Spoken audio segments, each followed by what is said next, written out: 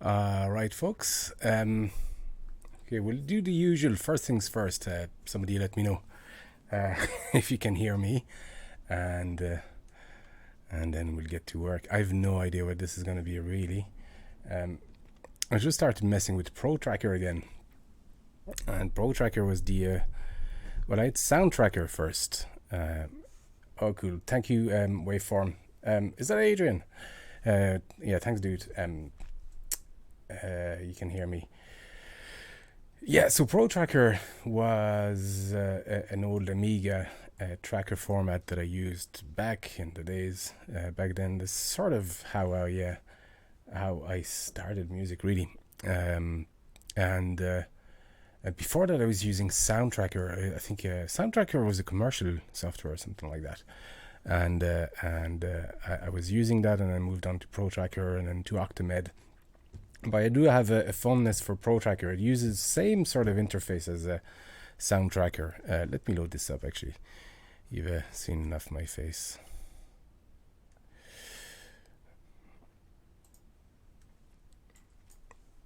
There you go.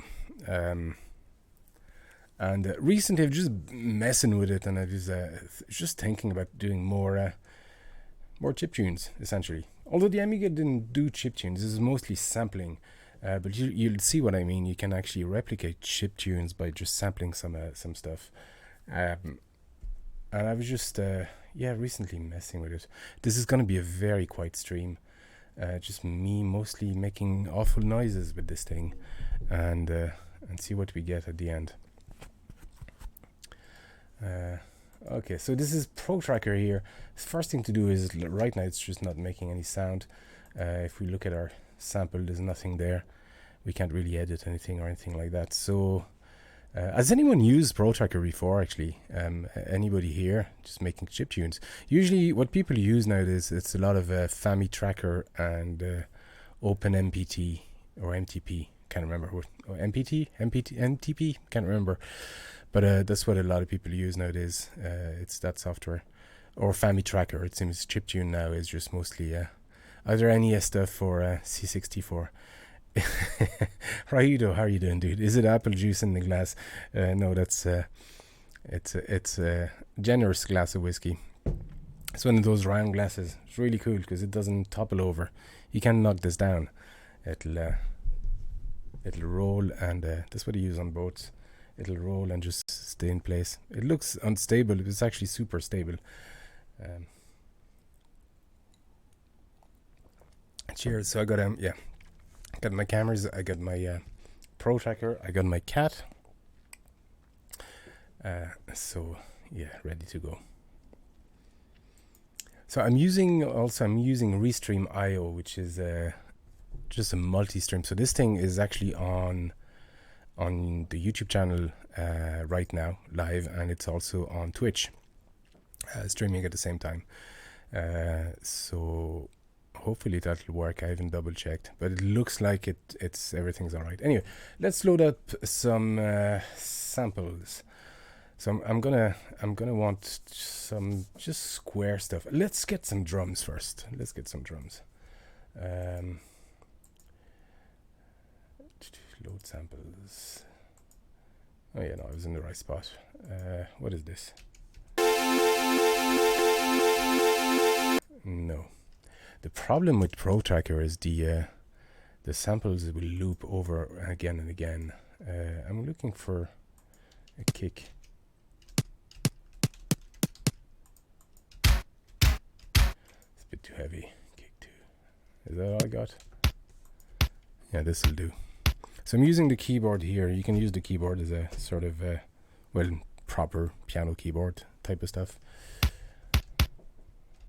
Yeah, that's good enough. What is it? Kick 2. Okay. Yeah, has loaded it. It's not the most user-friendly interface. It's going to take me a while to get used to it again. I used to know it by heart. Anyway, so there's a lot of redundant commands, and you can't just copy and paste in this thing either. I'm looking for a snare.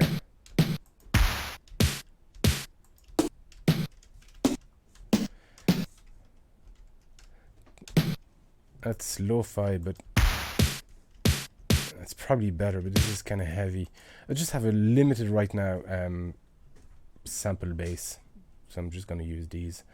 There's a lot more stuff, but I just want to use a limited pool. Let's see what we get.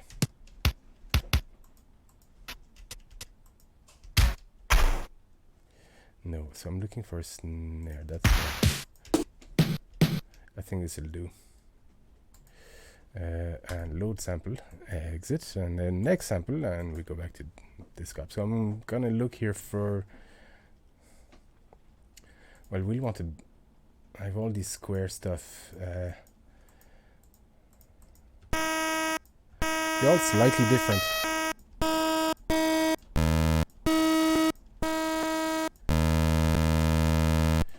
Yeah, I'm gonna use that one. Is that the same?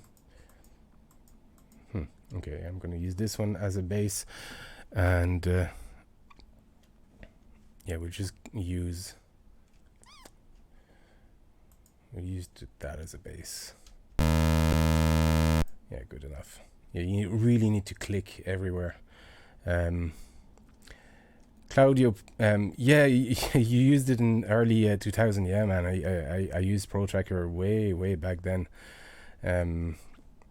Many years ago, and when I started the channel, I used a lot of let me load this. I used a lot of Soundtracker and then Protracker and Octamed, as was saying earlier on, and I haven't used it since, but I had a ton of modules that I wrote, and a lot of them got corrupted, but I managed to salvage a few. But when I started the channel, I published a few of these, and then I took them down because I just wasn't happy with them.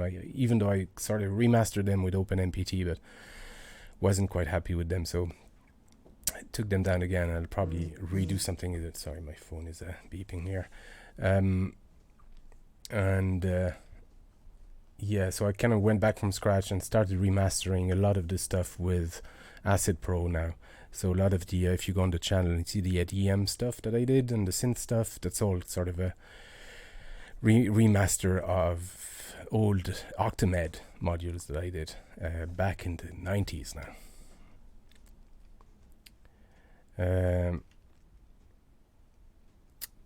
Richard Belmont, how am I? I'm good, thank you. What system am I on? Just on, yeah, okay. Oh yeah, okay. Yeah, I see who you are. Yeah, I'm just using a PC. It's the PC version, the 64-bit PC version of Octamed. So it's not even emulation or captured from an actual Amiga. It's the PC version, which is, honestly, it'll save me a lot of hassle, and then I can export these as WAVs straight onto the PC and that kind of stuff. It makes more sense for production. My goal is actually to use this as actual proper tunes, so maybe remaster them afterwards. I'm not sure what I'm going to do here, to be honest. Okay, I need to focus here. Nobody from nowhere, you got a lot of works for another 2 hours. No worries, dude. And thanks for stopping by. Okay, edit up disc up mod wave edit. Where is my okay, exit. There you go. So this is the editing tracking here. So essentially the way you write your music on this is you just write the ABC notation.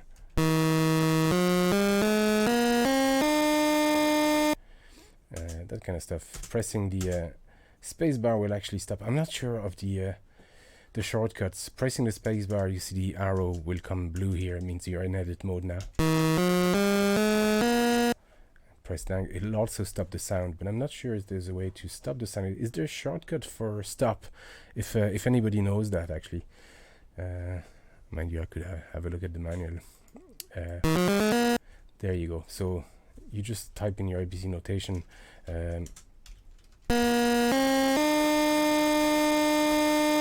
Actually, that's just 3 octaves. So there you go. and that's it. And then you got so the numbers here is the C3 here, that's the note, and the 3 is the octave. So if I edit here, that's, and then if I go lower octave yet,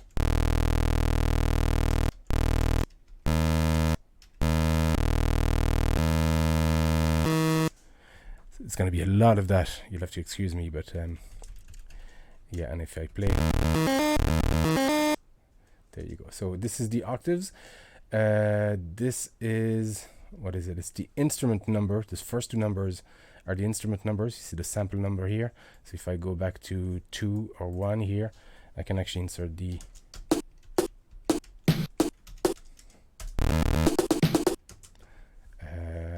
sample 1 is the kick.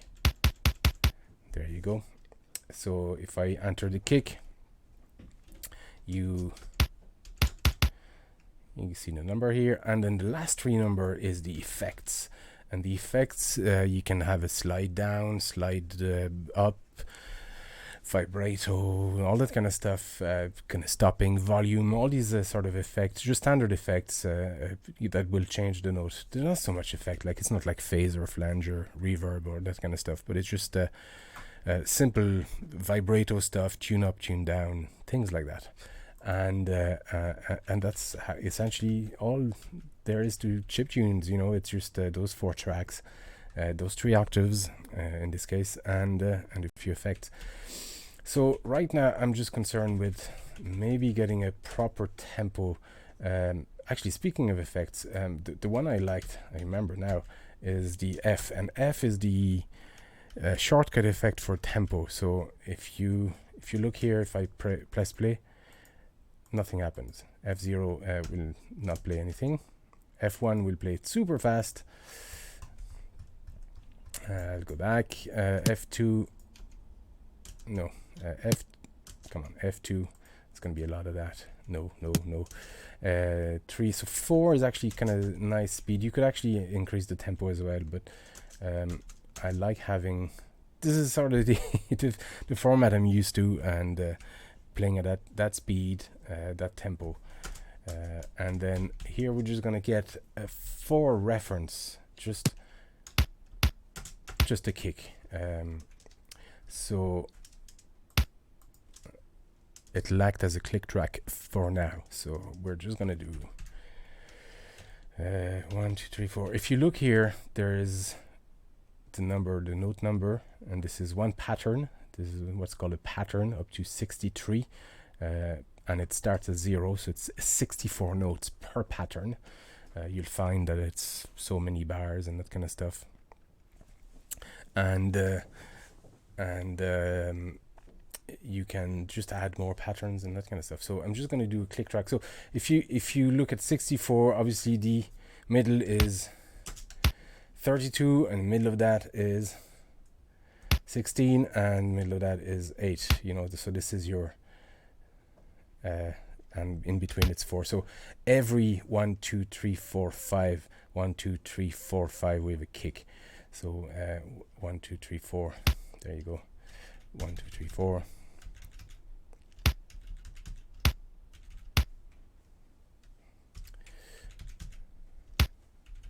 And this is just going to be my click track as a reference. Unfortunately, there's no copy and paste, so I can't just left click and copy. A lot of it has to be manual. You can actually copy entire tracks.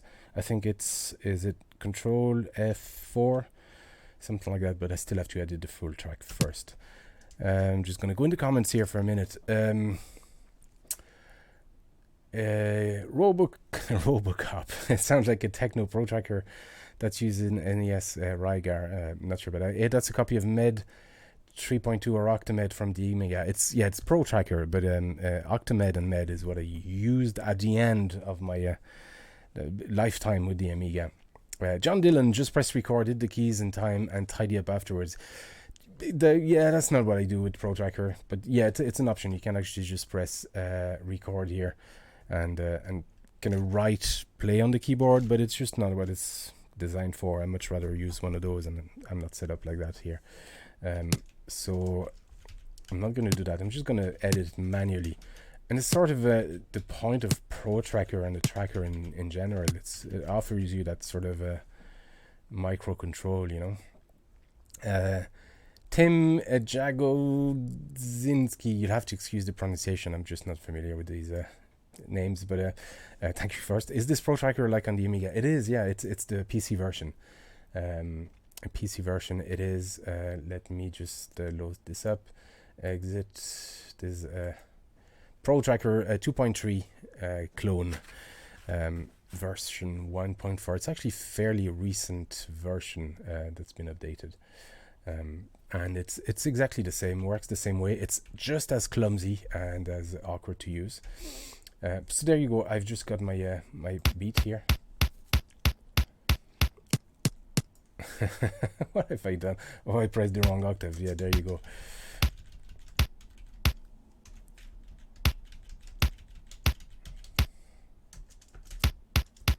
So it's going to act as a click track, as a reference for the notes. Then we said we want to do some chiptune. I could do some just sampling stuff, but I just want to use some kind of square waves and just do some chiptuney type of stuff. We're going to go in a sort of a C pattern, C major pattern, and what's the chord? C, what is C, G, A, F, resolve in F or something like that. So let's just try this. No, what I'm doing here. Yeah, there you go.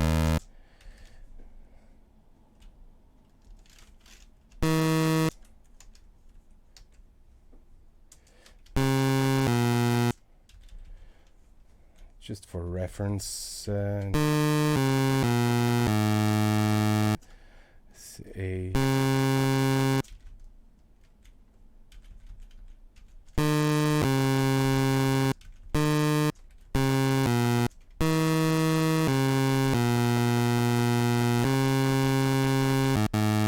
There you go. As you can hear, it doesn't sound great. So.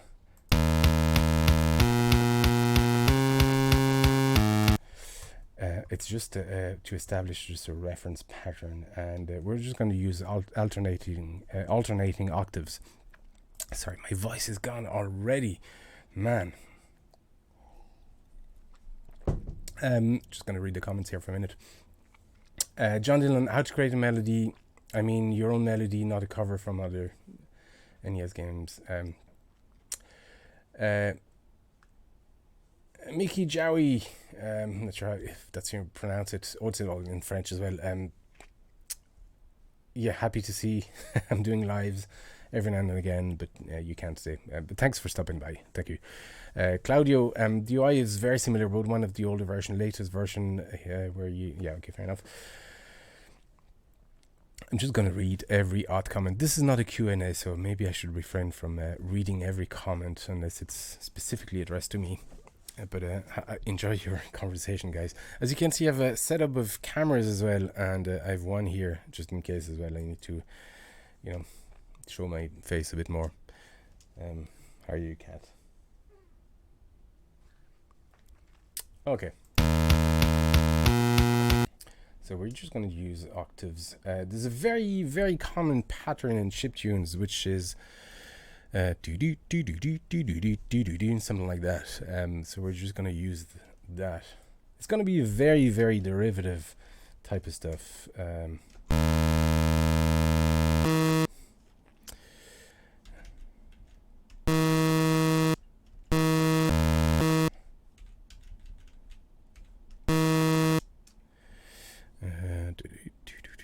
And then I think we need to go.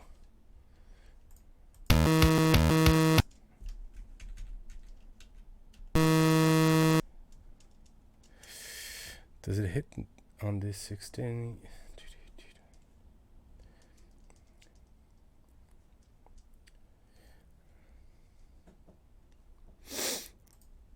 I'm just going through the comments here.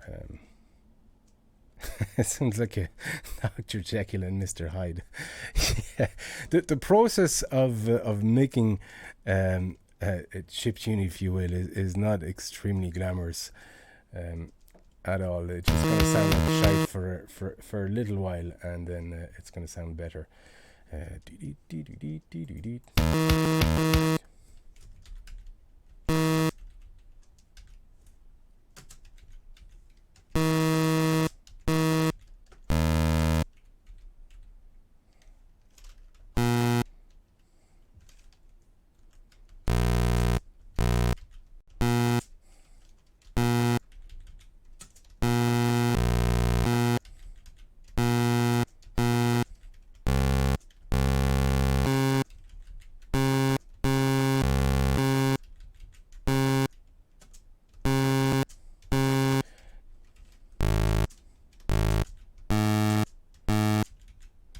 And then we need something to resolve in. It'll be I don't want to use just straight Fs. Let me think. No.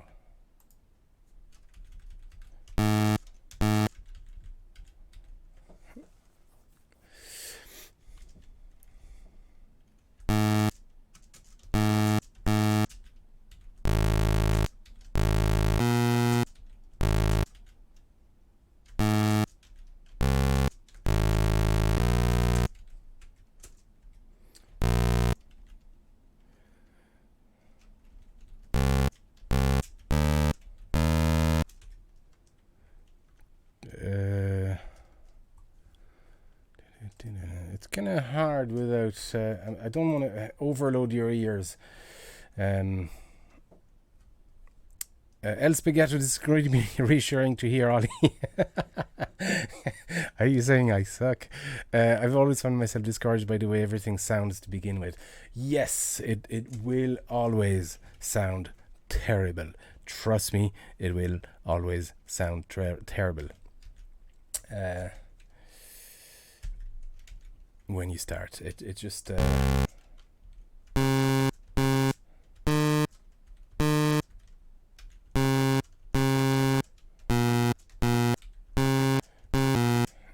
see this.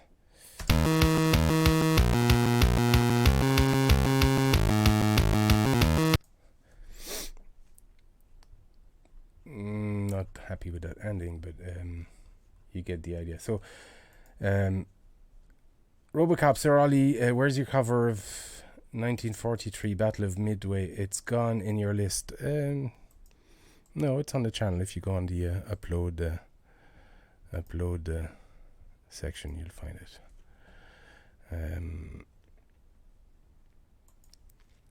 Let me double check. But no, it's still there. Oh, I can see it. Yeah.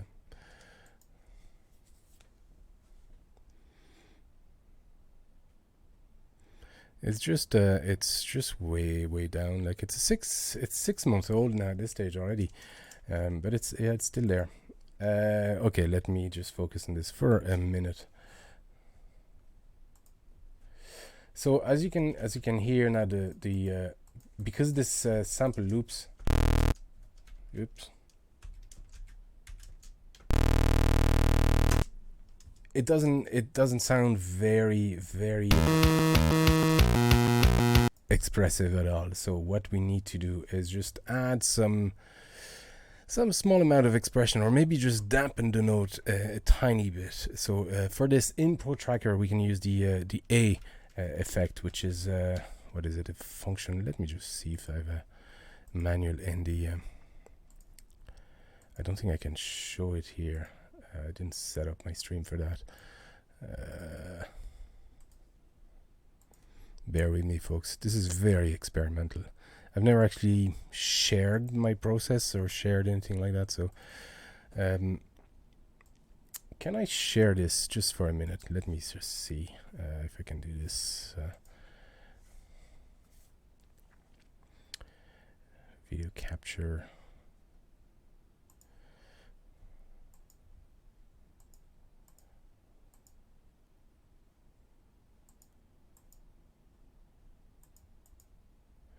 Nope.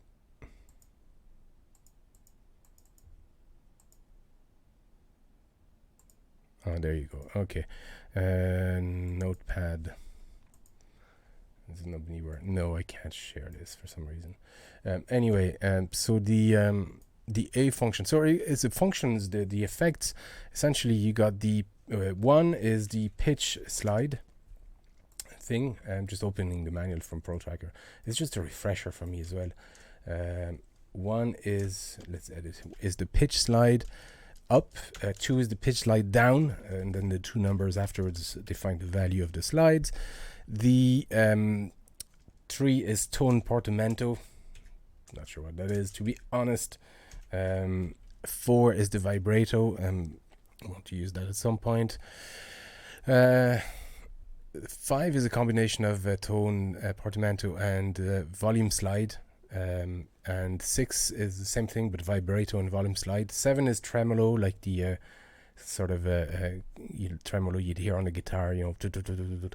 8 is actually not used. 9 is sample offset, so you can actually start a sample at a certain offset or finish at a certain offset. It's good if you want to just use only a portion of a sample. A is the volume slide, up or down. B actually jumps to a position in the track. C is to set the volume of a specific, is it an instrument or the whole track? I'm not sure. D is a pattern break, so it'll stop the pattern and jump to the next one. It's cool if you want to do just breaks that have an extra beat or anything like that.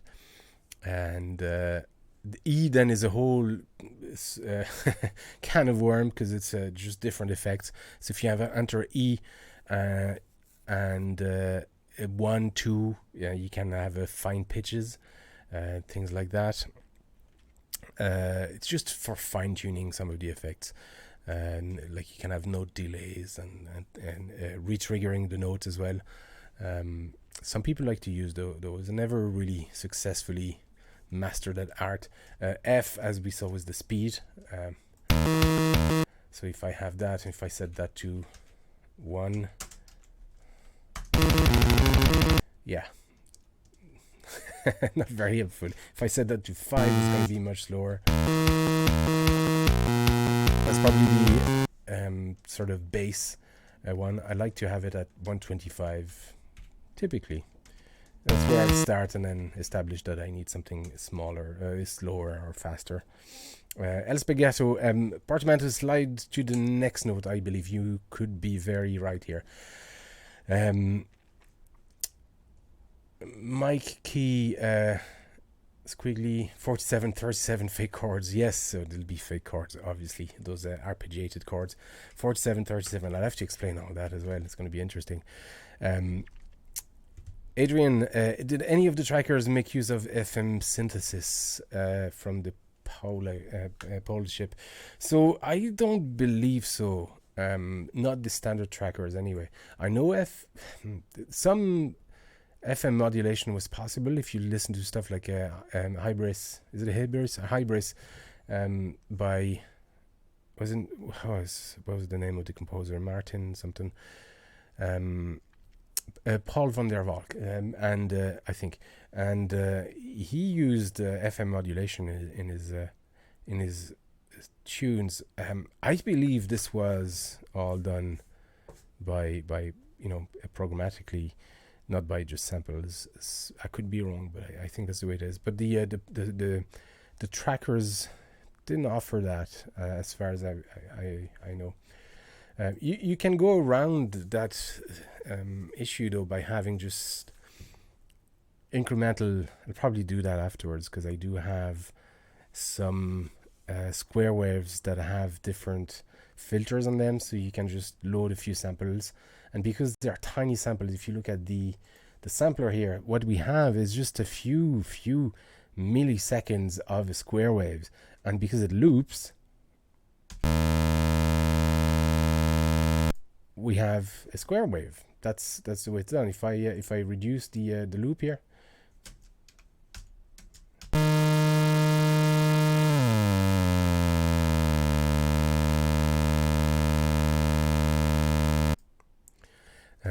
so that's the way you go around the fact that, you know, technically it's not entirely chiptune, it's sample based, and you're simulating a chiptune here. Let me reload this this thing, because I messed it up here. There you go. Load sample. Where's the exit? I always get confused in the where's the exit? You're probably scratching your heads here. Yeah, there you go. The interface is so awkward, because if you go here, the exit is here. If you go to disc up, exit is here. If you go to sampler, exit button is here. So everything is in different places. It's not the most intuitive intuitive interface, but once you get used to it, it's fine. It's fine. I haven't used that in years. Is this stream working for you guys? I'm not sure. I'm hoping it is, but there you go. So anyway, so we got this this pattern. I'm just going to dampen some of the notes here. So it'll just lower the volume and just offer a bit more expression. So I'm going to use A function and F. You'll see what it does in a second. And C, I don't want to dampen it too much. So it's all in hexadecimal. So it goes from 0, well, 1, 0 is nothing, 1, 2, 3, 4, 5, 6, 7, 8, 9, and then because it's hexadecimal, A, B, C, D, E, and the last value is F, which is 16, technically 15. Well, no, 15, technically 16. So I'm just dampening here to the max, and here just leaving a tiny bit, so the next few notes will still ring a tiny bit. So I'm just going to do this here. As you can see, it's a lot of just fiddling and messing. So straight away we've got a bit more expression happening.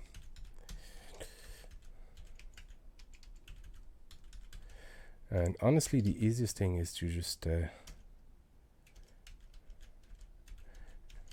go and do all A's.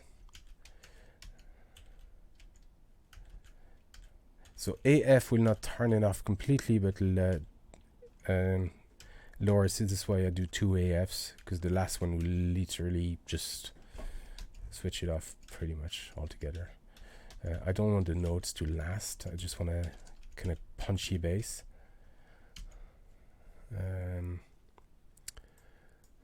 Is that handing working for me? Oops, did I just shoot the camera? Yeah, I think it's okay, isn't it?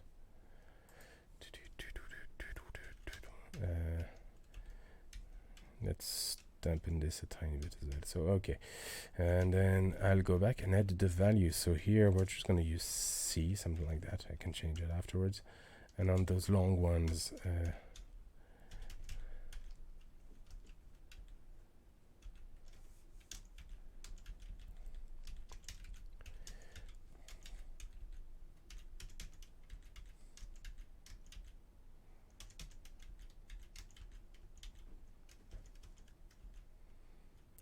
and I remember there was nothing easy or fast about this.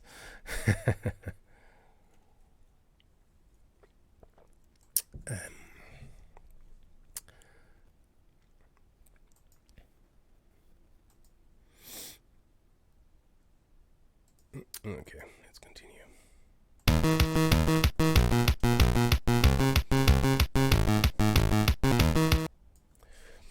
Okay. As you can see here, that note lasts a bit longer, because I should do the opposite here, in fact. That's what I've been doing so far.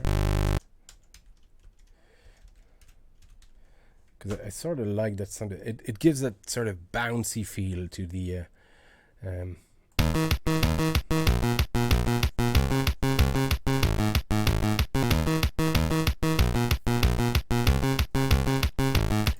Okay, we got that kick here.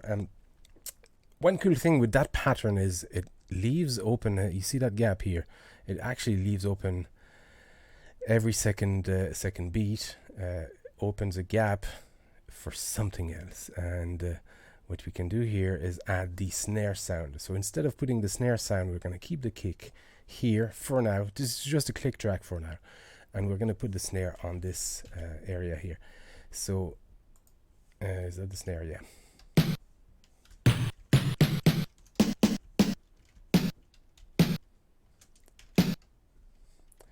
So obviously we need to delete this now, otherwise it'll dampen our snare. But what's interesting is now we're going to have the kick and the snare, which is really going to add that sort of drive to the beat. It's a trick to do in EDM a lot. Like they have a snare, but they keep the kick with the snare when it comes in, and it just it adds that sort of punch to the snare as well. Now, whether we're going to keep it in the final mix or not, we might need that space here. But for now, I'm just going to fill the tracks as much, as I can.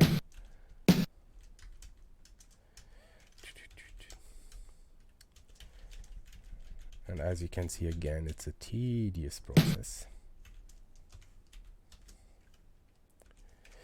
Adrian says it's like you're changing the ADSR envelope, but with a sample. I'm afraid you've lost me there, because I'm not very good with the terminology of all that kind of stuff. All I know is sounds. So ADSR, I'm not sure what that is, but I trust you. I know you like your synths. But so if we listen to this now, I've added the snare, just exactly every 2 kicks, and it's going to sound like there's a proper snare.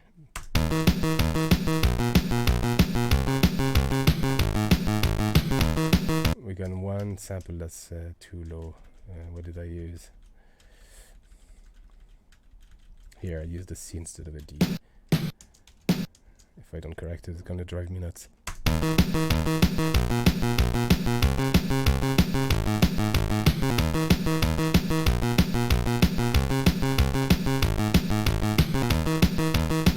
It's good enough, but you can see already that's a typical kind of loader, cracker type of music. It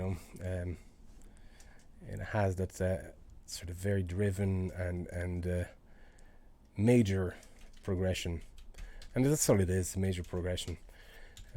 Okay, so do I need hi-hats? It could be cool to have.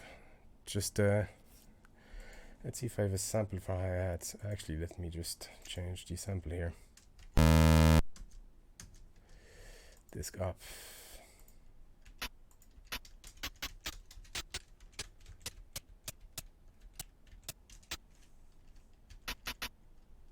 That's all I got, really. Boom.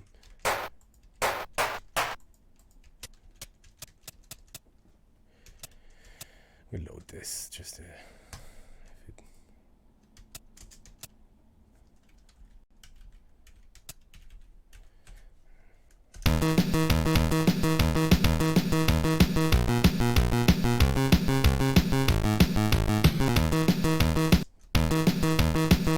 there's not that much difference between here where I've removed the kick and when I leave the kick, if you listen to it.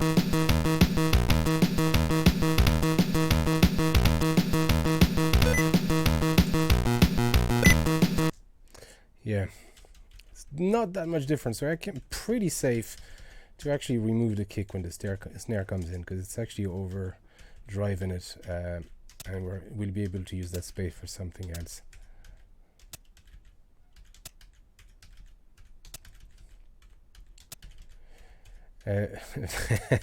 Vampire MSX A500 is actually, yes, dude, how are you doing? Thanks for stopping by.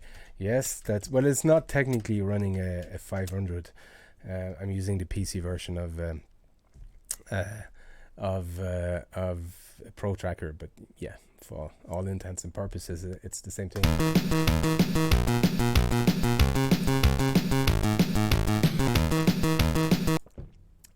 Attacks, decay, sustain, release. Okay, that's what it is. Yeah, okay, I see what you mean.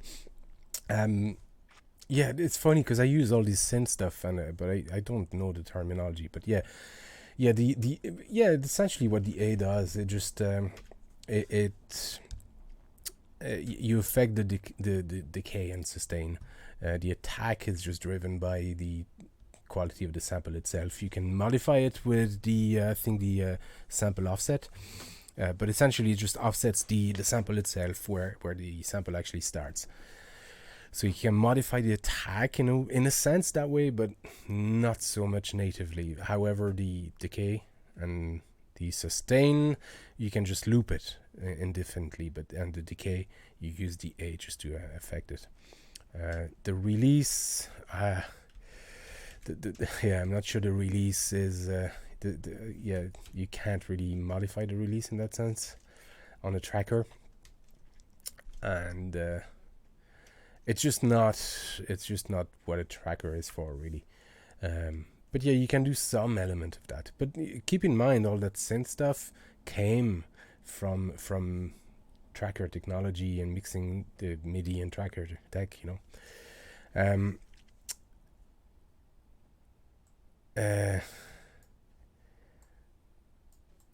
it looks like, it sounds like the good old 500 must be the samples. Yeah, these are definitely standard Amiga samples.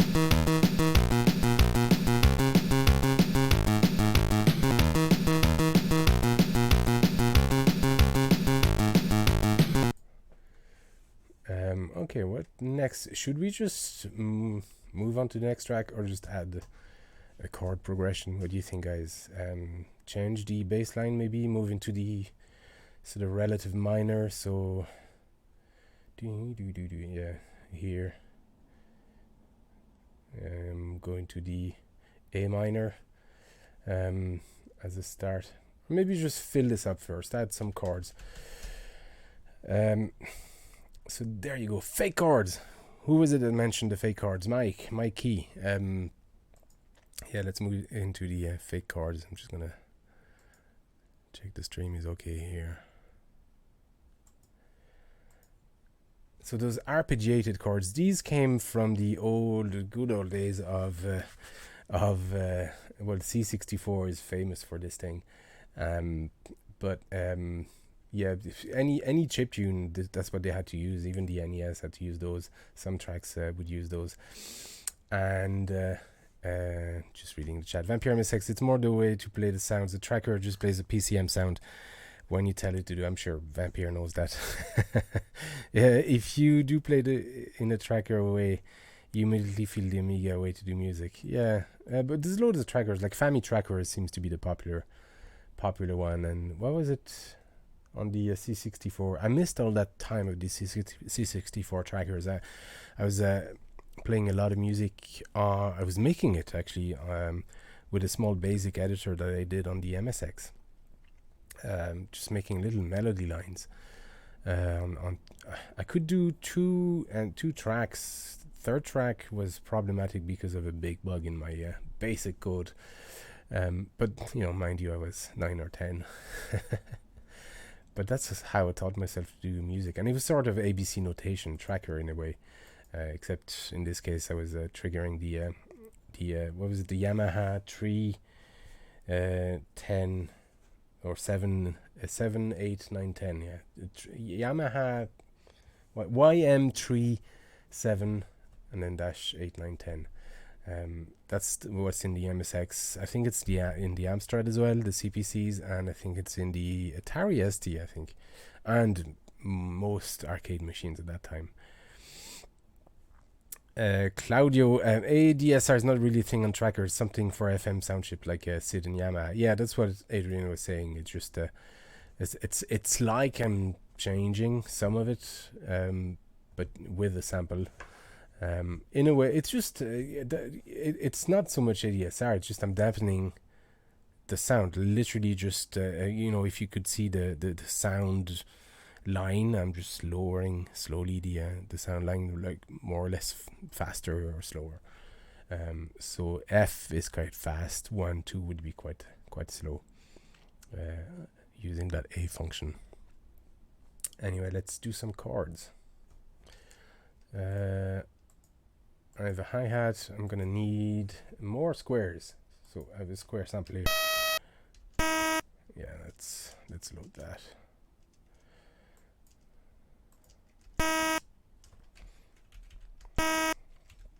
So if I do that, that sample loops as well, as far as I know. Yeah, is it the same stuff?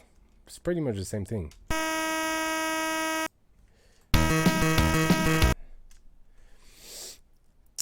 Where's the exit on this one? Oh god, I keep getting stuck in here.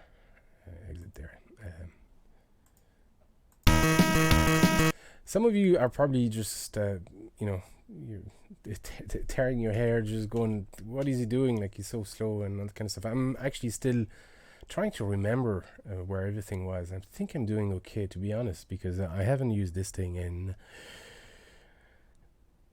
25 years or something like that. So the fact that I still remember some of it is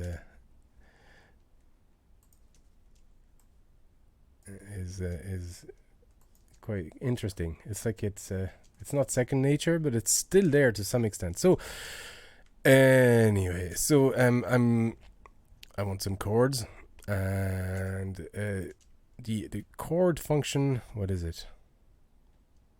It just, is it the 0? Yeah, it's the 0. 0 is not, it is, well, if you leave 0, 0, it does nothing. But it's the arpeggio function, and that's what these chords are. So they're not really chords. The way to simulate chords on trackers, I'm going to switch off this first. So this is your note here, and you can simulate chords by adding on those. Leave the first 0 here as 0. This is your arpeggio effect. And then adding a value here, so either 1, 2, 3, etc., up to F and up to F here as well.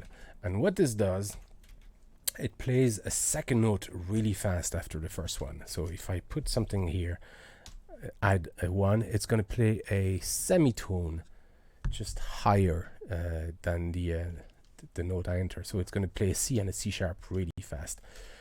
It's going to do it once, and if I leave it at like that, it's going to stop doing it. So I'm just going to leave loads of ones here. So that's what it does. It's like a tapping on the guitar, just adds really, really fast. If I add 2, it's going to add a full note. I'm sorry. It's going to be a load of that as I'm getting confused between edit and... So this adds a full tone, full note. So what a chord is essentially a series of 3 notes. If you have 2 notes, essentially you have a harmony. If you have 3 notes, you have a chord. That's what a chord is. It's a tritone in a way. So let me grab an instrument and see if I can just maybe explain this a bit better, because I'm probably confusing. If you're not technically, or if you're not I was going to say trained musician, not that I am either, but if you haven't had kind of instrument experience or piano experience or anything like that, you're probably still confused as to what a chord is. Just give me a second.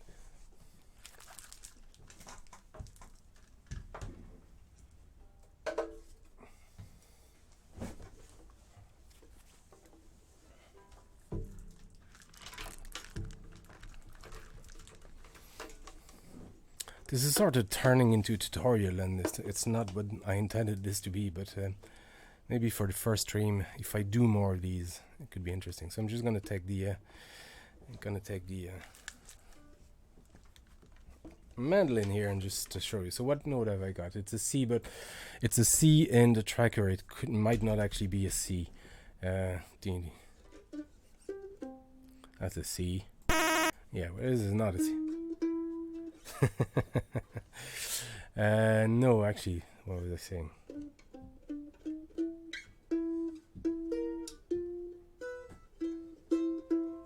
Actually, no, that's a C.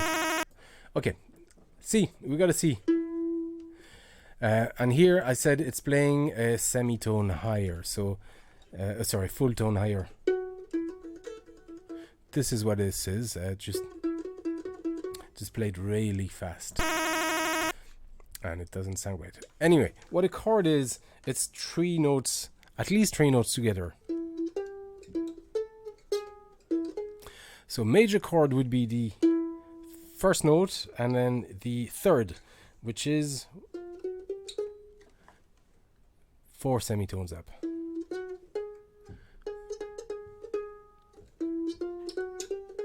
Which is essentially fifth, but yeah, it's your third, major third, and then your major fifth.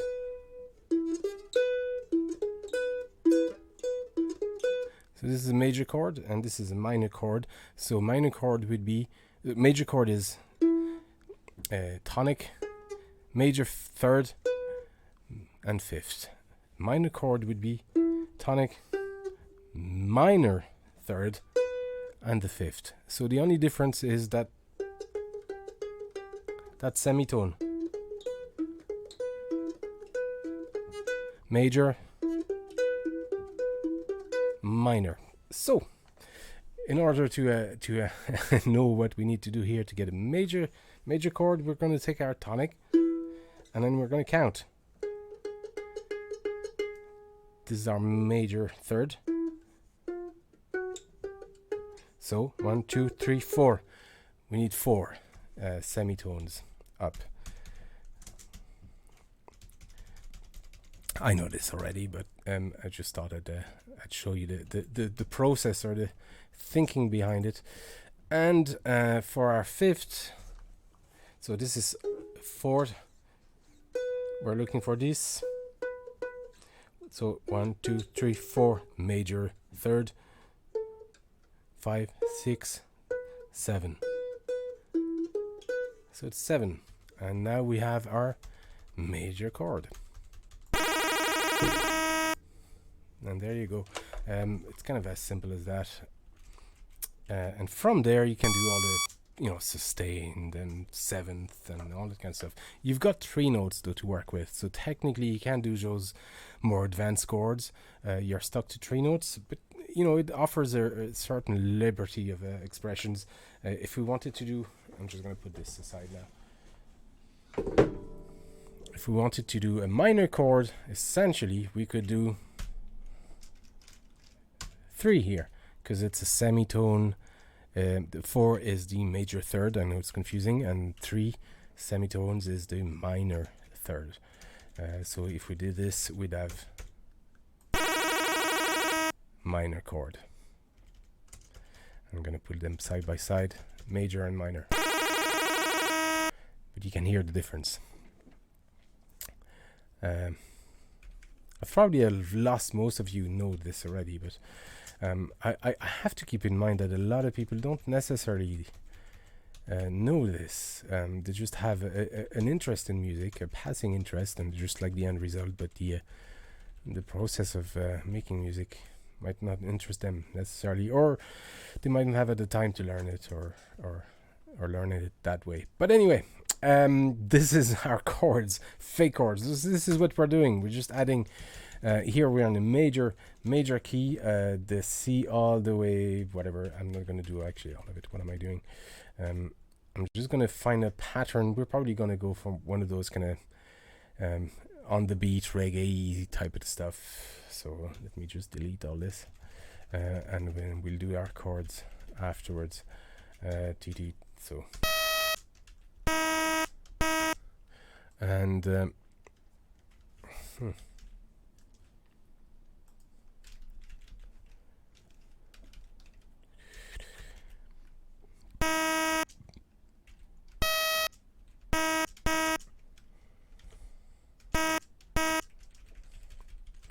so I want a. What is that sound initially? Wow. Huh. That's a weird artifact. And that shouldn't be here because I don't see anything here. Okay. So we're going to use 47, which is our major chord. Who was it that talked about 47, 37? It was my key. There you go. And that's what he was referring to earlier on. 47 is major, 37 is minor. And this is what we're seeing. Oh, I got some USB stuff here going on. No, I think we're good. Are you still with me, folks? So here we got our tell you what, actually, I'm not gonna push it all the way through. I'm gonna dampen it again. So we're gonna use A 0 and gonna kill it, not as much, but and then 47. I wish it wouldn't just go to a next line like that. I don't think there's a way to do to stop that, but and then I'm gonna kill it, but not completely. I want to have a tiny bit of a just sustain going and continue with the arpeggio. This is what they are. They're not technically chords. They are arpeggios. And then will I kill it here before it goes to the next one? I suppose to provide a little bit, little bit of tone control.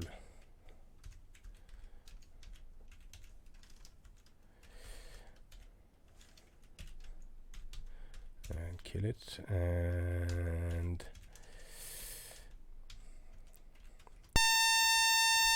no, 47, sorry.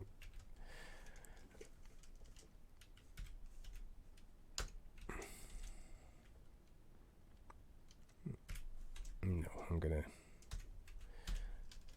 keep going for an extra note and then dampen it. How much should I dampen it? Maybe another like that. What did I use here? Because I'm gonna use the same sort of pattern. So 7 7 A. What was it? I used here A here.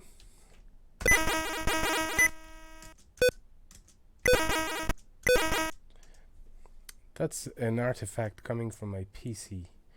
It's one of those hotkey thing going on. Let me see if I have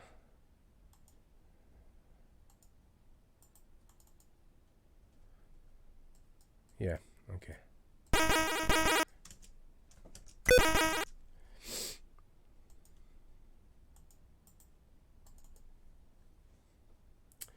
Sticky keys, turn on sticky keys. I don't need that, sorry, that's my PC just acting up. It doesn't do it when I press play here, but it does it when I press my key, and I'm not sure how to switch it off. Turn off. Okay, apply.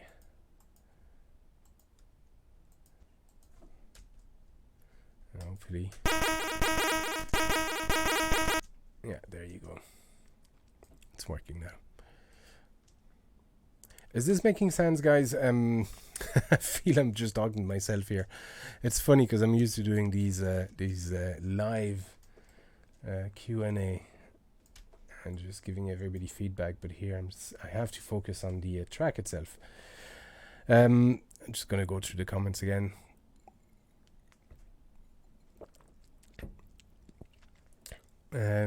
Yeah. It's Vampire and Claudio talking. Vampire has to go. Gotta run. Good luck. I might drop in later, but I'm going to be on the road. Fair enough. Yeah, you're in the US, dude. I get it. Where's everybody tuning from? Adrian, thanks. I'm glad you're here because I know you're very interested in all this. So it's cool. I'd love to see you do more stuff. I know you have a good setup and good equipment. And you have started this Facebook page as well a while back. What's it called again? I know you invited me to it.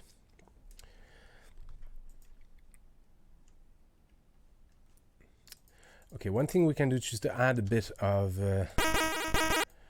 just richness is to change so the fourth here is going to give us our major third. So it's what's going to establish that it's a major chord. The second note we use in there could be different. It could be a 9 for 2 semitones higher, which is going to give us that seventh. So we're just going to see if that you can hear it. It's just subtle, but it just adds a bit of variety. And if we add it here as well. I like it. I like it as a seventh, as a fifth. Sorry. Adrian Smith music. I thought there was something more, more evocative, but that's actually as explicit as it needs to be. Yeah, fair enough. But I know you've posted some stuff that was cool. You've got. I'm jealous of your equipment, dude. Although it's funny, the synth stuff. Like, there's two ways to go about it. Either you could go full actual synth. What was that? Actual full synth and just do everything live, or you could go, which is what I do, which is using VSTs, and I very much like the control this gives you. But I get it, man. I get it. Something that, playing with buttons and knobs and switches and everything, and samplers and yeah. I just don't have the it's another rabbit hole for me to get into, and I don't quite have the time. But VSTs I do love. So okay, so we got our first chord here, and then what's the next note? We're gonna enable everything else. Actually, that's seventh or ninth, but that seventh doesn't sit right with me. It probably needs to be much lower as well, volume wise.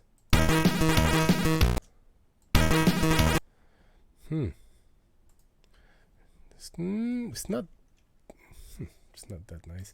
I'm gonna kill it here. Give it an F here.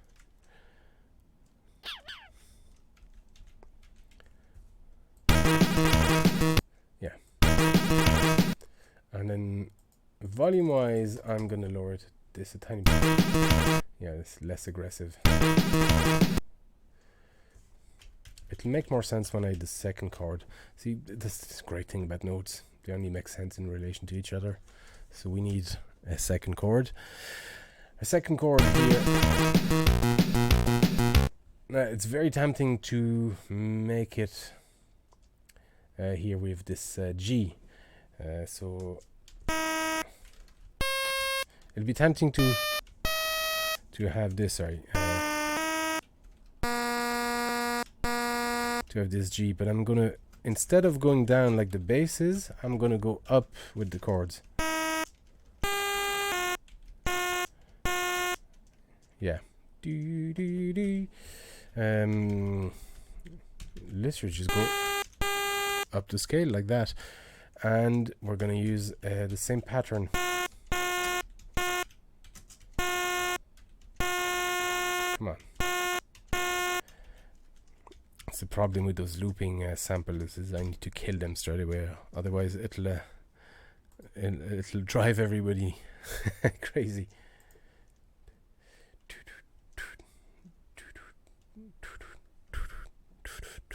Is that what I want?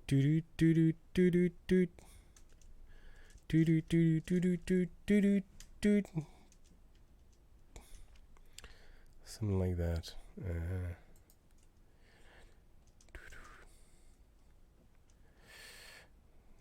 1, 2, 2. Where's my beat?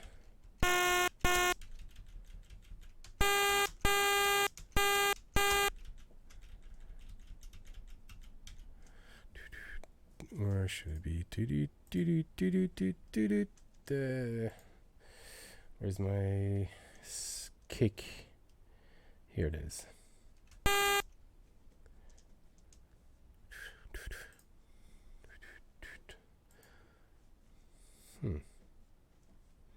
That early? Yeah. Okay. So now we are using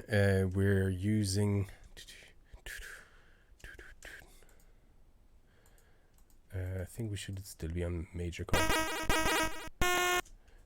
So we're going to use actually no, let me just think. We should be actually on a G, semitones. Just going to need my my trusty mandolin.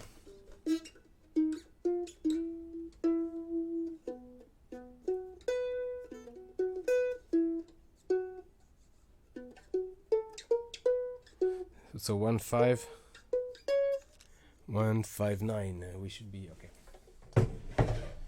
This is an inverted chord, so the root is going up, but actually what I'm playing is a G chord, but it's inverted because the root is a D. It's you know, I should refer you to music theory in this case, but this it should sound the same as, well, not the same, but should be the same chord as this. It's gonna sound different, but it should be the same chord as this. Let me just check.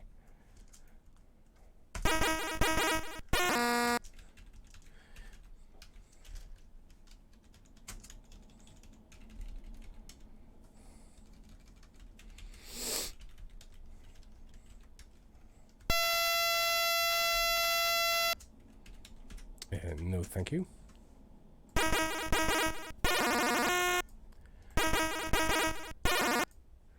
Yeah, it's the same chord, but there's an inversion. So the instead of being a root in G, the root is the fourth of from the G. You know, it's just chord theory. Just look into it. It's not conspiracy theory, but it's that's the way it works. So it sounds like I'm going up in the chords. I'm actually just following the bass line, but I'm doing inversions, and the bass is going up.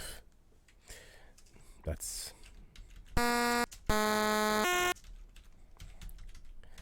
And it just adds a bit of variety. Right now I'm just going to fill this up with 9, 5, 5, 5, 5, 5, 9. Yeah, okay.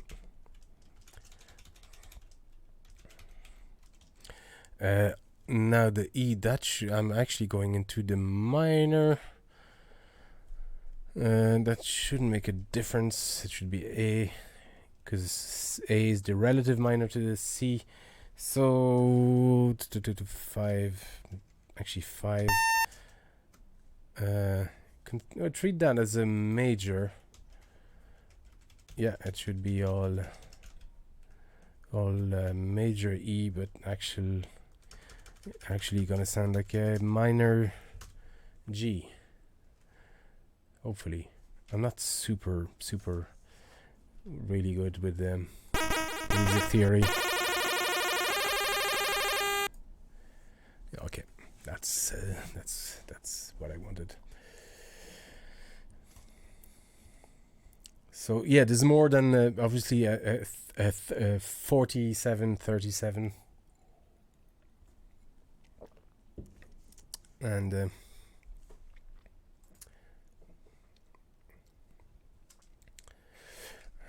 let's tidy this. You can see already that that's just one frame of music. It just it's taking that long.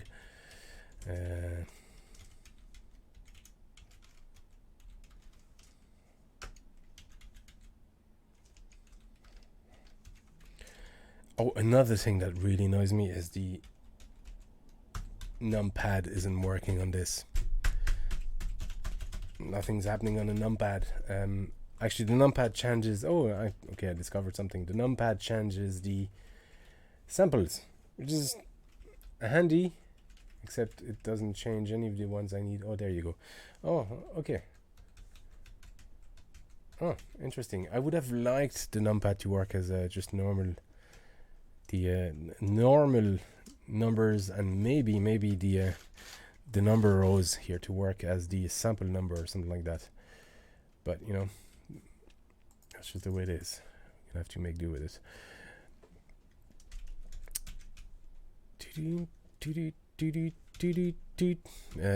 Do I want that to end quickly? Maybe just have 2 notes of that and then a quick. What's same as before, really? Quick drop and kill it here before the next note.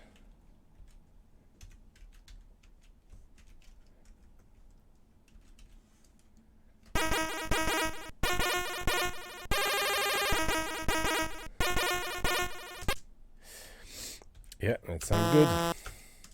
That sounds good. Very presumptuous of me, but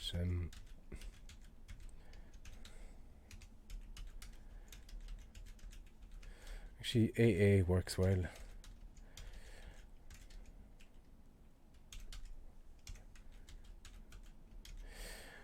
Interesting thing is all these empty gaps here, we're probably going to fill them with something else just to add that little bit of expression. Oh, we need to resolve that chord progression as well. I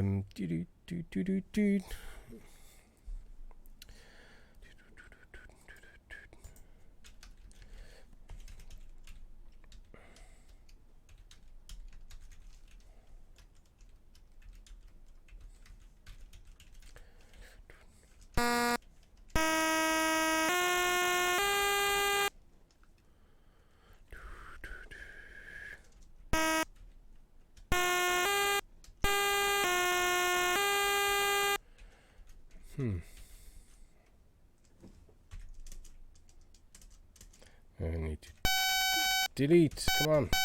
Edit. Come on. Work with me.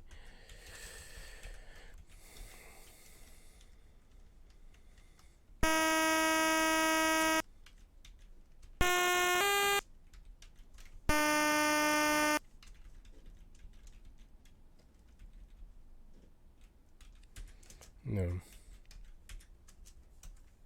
Let this run for a minute.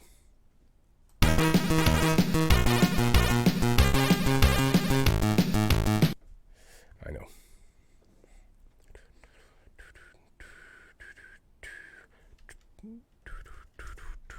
Yeah, there you go. CB.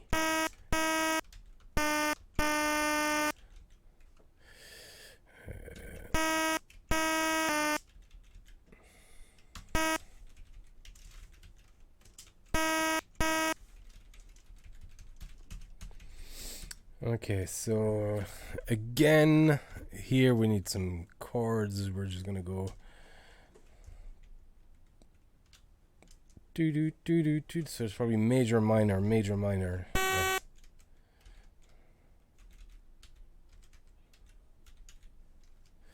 Major. Well, we have a cat outside our window. Look at that. Folks, say hello to Whoopsie. Hey, Whoops. You know where the cat flap is? Anyway, okay, let's go back to we said major, minor. It's actually major.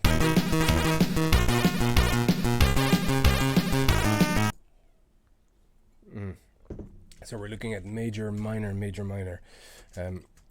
Don't ask me the theory about this or behind this. I just kind of know it, but I don't know that much about music theory in general. And I just know some from just doing it for the other problem. The keys are very sensitive in this guy. You can probably... Can you hear the cat? She's actually just crying outside. You know where the cat flap is. I can't open this window. You know that well. I never did. Anyway. Musical cat. Can you actually hear her through the mic? I'd be surprised if you do. But anyway, what was I doing? That's a C. It should be major. I think we're just going to double check and then we'll do the note dampening afterwards.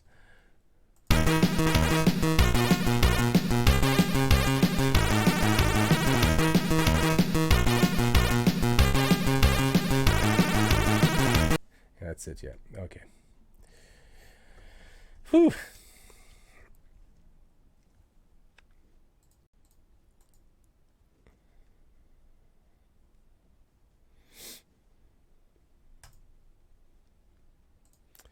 Okay. No, you can't hear. Fair enough. I haven't checked the chat in a minute, but let me just go back. Yes, hey, Protracker. Roger Wilco, 98. Now there's something I haven't seen in almost 30 years. Yeah, I was saying I haven't used this in 25 years. So, yes, indeed.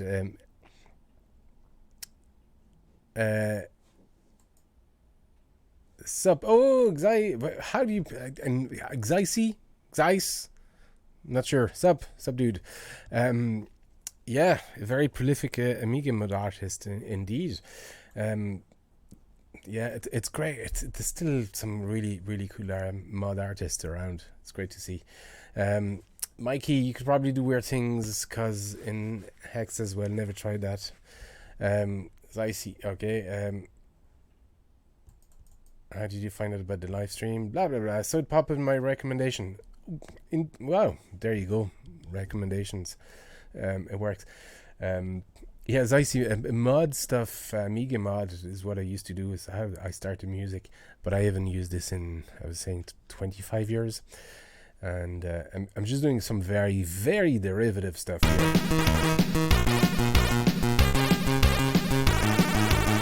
And just showing people, about those arpeggio chords and bass and drums and that kind of stuff. Just very simple stuff.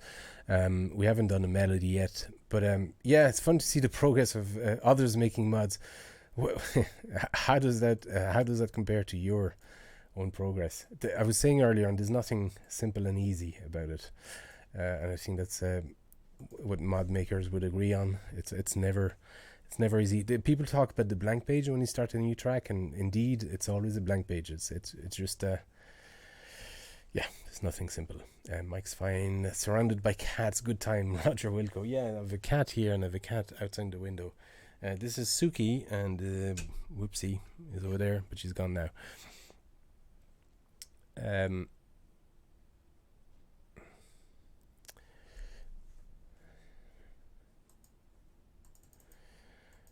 Lick, how are you doing, Lick? How are you doing?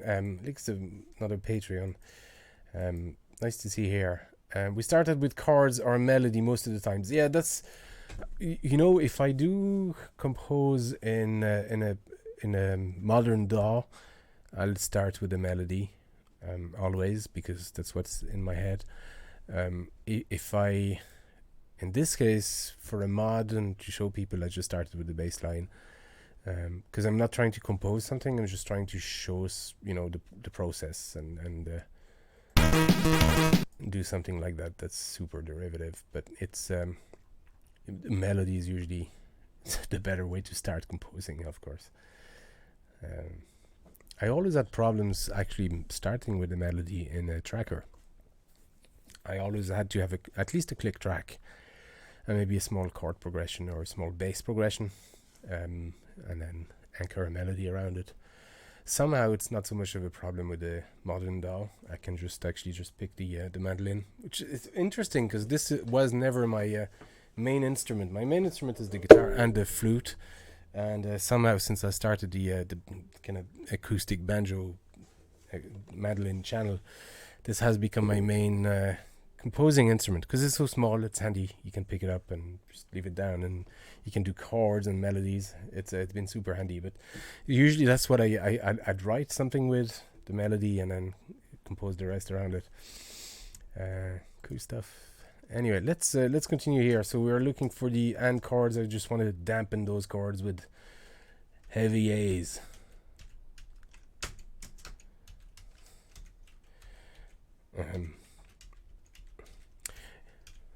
And if you want to get into this this kind of stuff, my recommendation is to just download a tracker and download 4 or 5 tracks and look how they did it.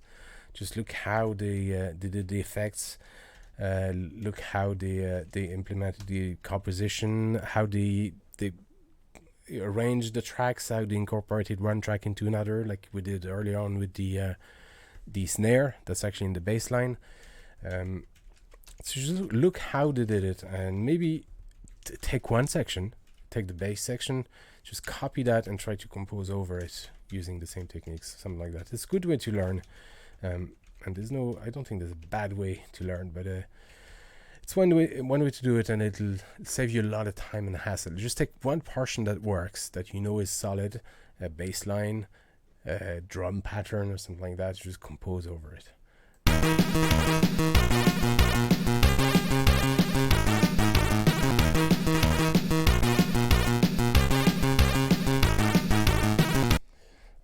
that's kind of chirpy enough. We're just going to use just high notes. See, we've all this empty space now we can fill, and we don't have to, but I want to. I just want to show you how you can optimize all the space as well in a track. So here, and that's the way we had to do it back then. Just optimize as much as we could. So use all the empty space as you can.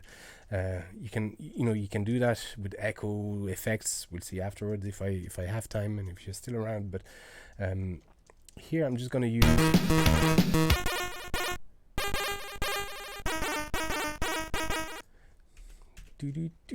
Yeah, we're just going to use the same sample. Actually, no, we're going to use a different sample. What have I got here? It was what was it? Was it square 5? Square 1. We're going to use square 2.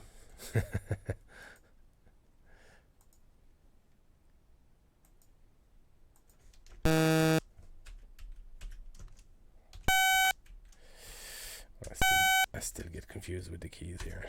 It's been so long. Just checking the chat.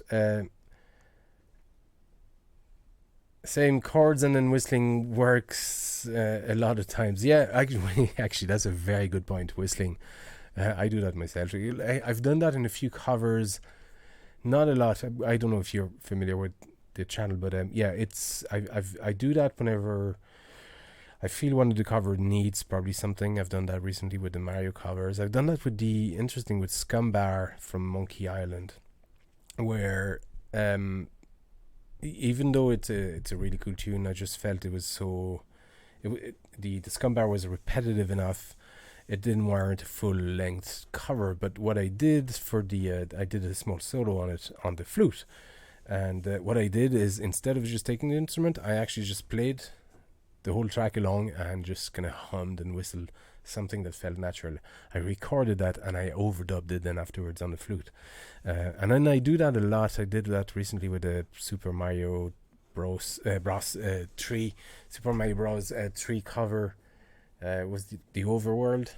And actually I have a few more coming soon, but where you just did a little improvisation on the guitar. But what I did is I just hummed it and just overdubbed the guitar on top of the humming. But I'm recording the humming, and obviously that's not available for anyone to hear. But that's the way I did it. It works. It's really practical way to do things. What was I doing here? Oh yeah, I wanted another instrument. So you can put more than one instrument in a track, as we've seen here. If you remember the bass line.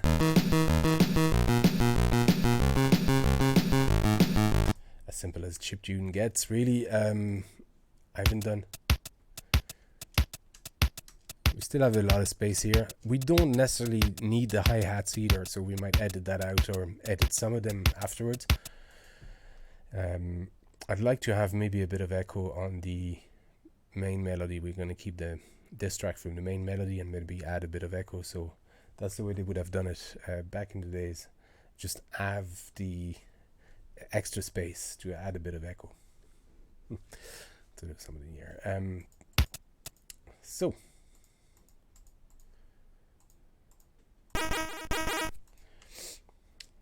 here I just want something just to flesh out the chord progression a tiny bit.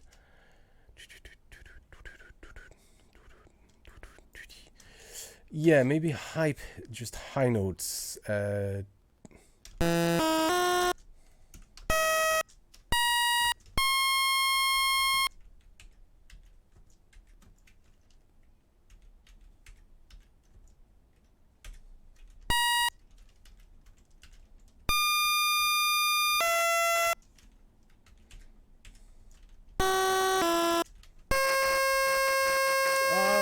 What have I done? I'm just getting confused in the keys here. Let me go back.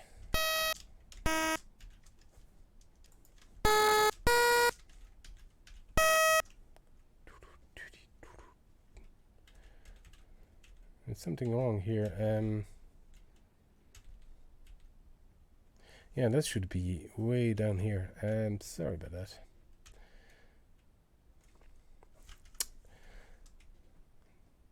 Obviously, I deleted a line. I'm not sure how I did that. Okay. Let me just correct this.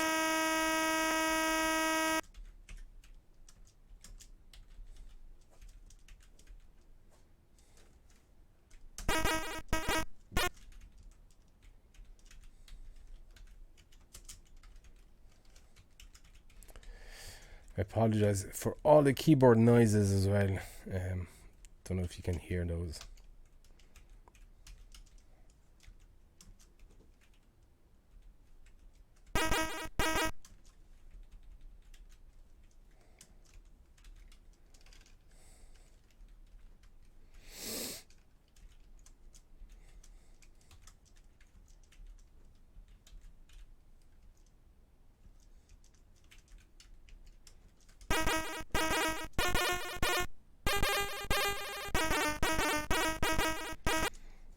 Barata Bros, hello, say hello for people in Brazil. Share you, man, that screen takes me back indeed. It takes all of us back. Okay, so we're looking for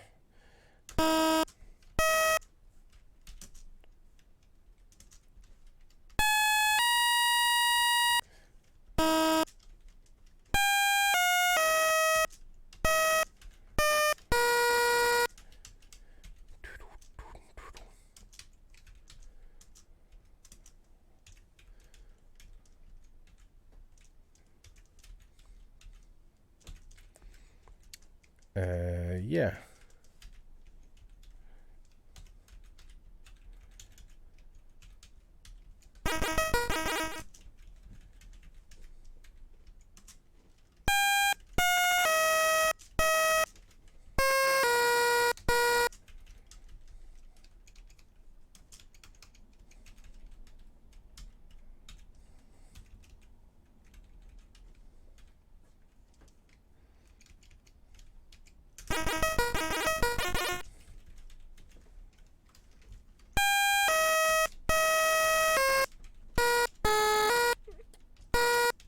Come on, work with me.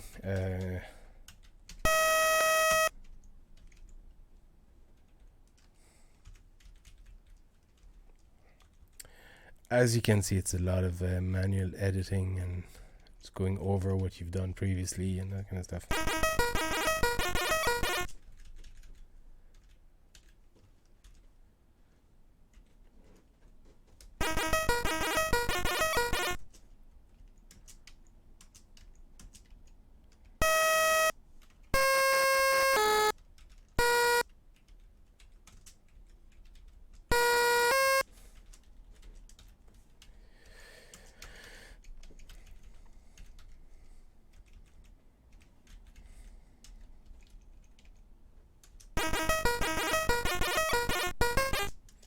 How does that sit with everything? Oh, what's after happening here? Everything's shifted by...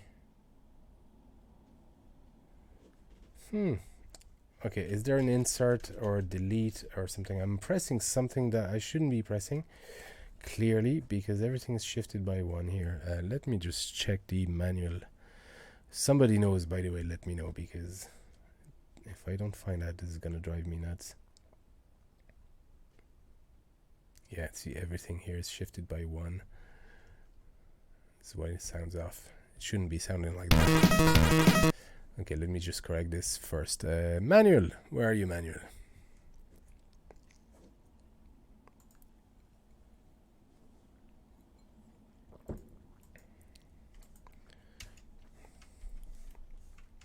There it is, insert.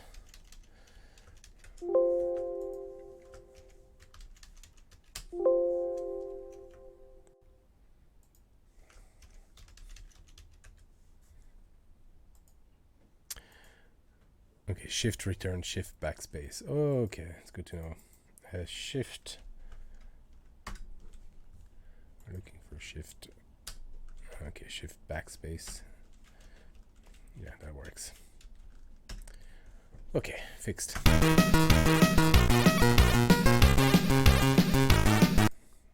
Okay, obviously, actually, what we can do here is use the volume function. So is F the full volume? Have we lost the camera again?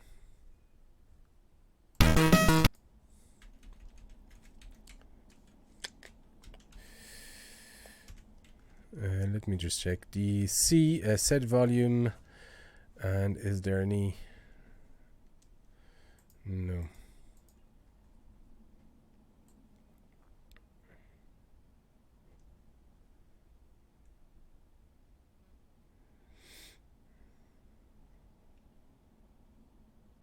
Okay, okay, FF is obviously everything. Max 0F. We'll just try 2 0.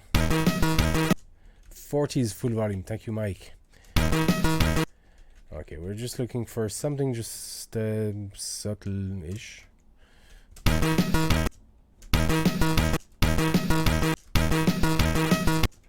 Yeah, that's a bit louder. 2, 12. Yeah, there you go.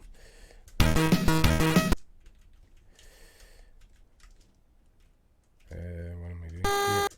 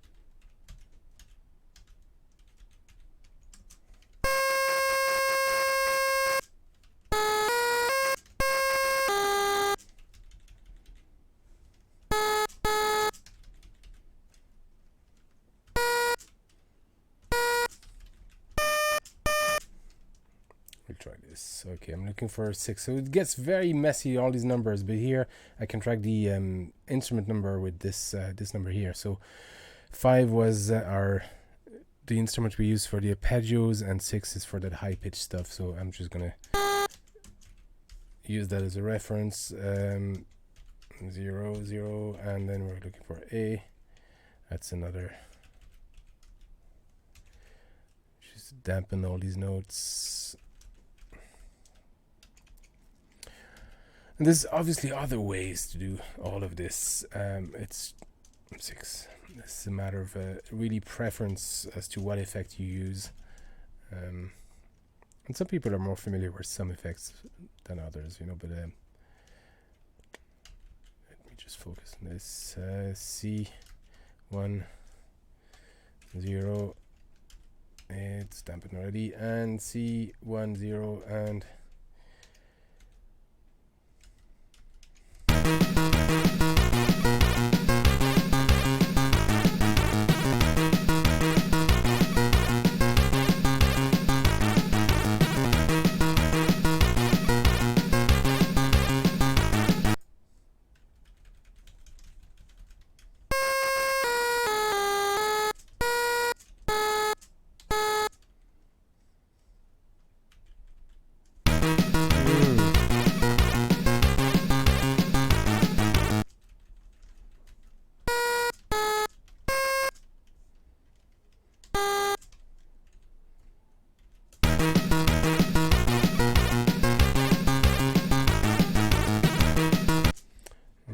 like that ending.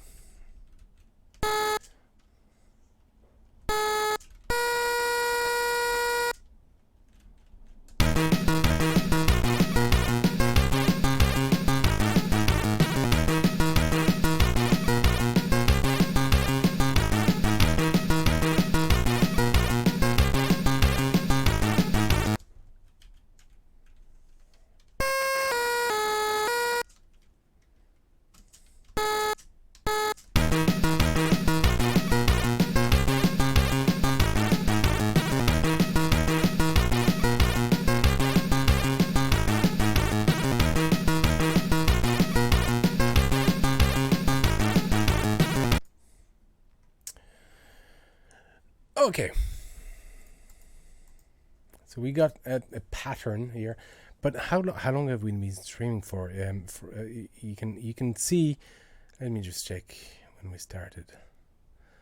It's been an hour and a half at least, and this is what we got. One pattern, just whatever it is, 8 bars or something like that.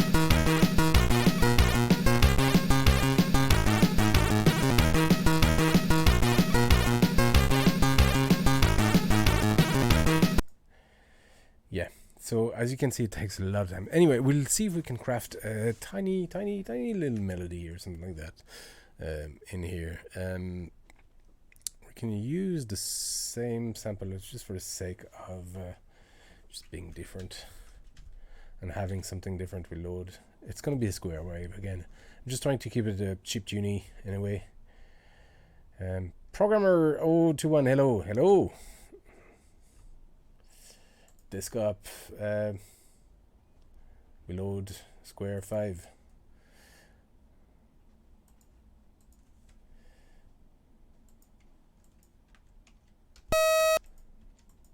You can see all these, let me just...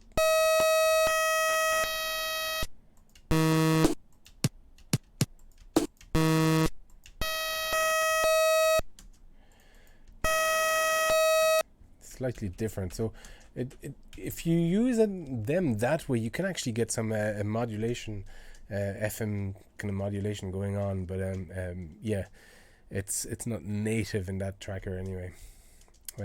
So.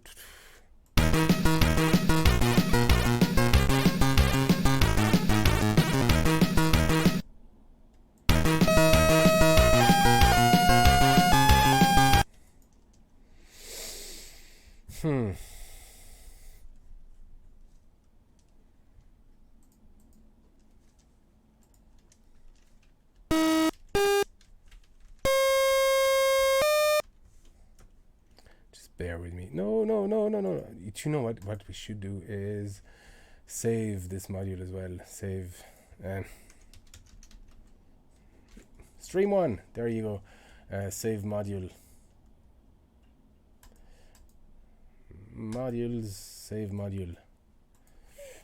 Actually, let me just for the spec. There you go. Enigma. That's a very popular mod on the Amiga. That should bring back memories.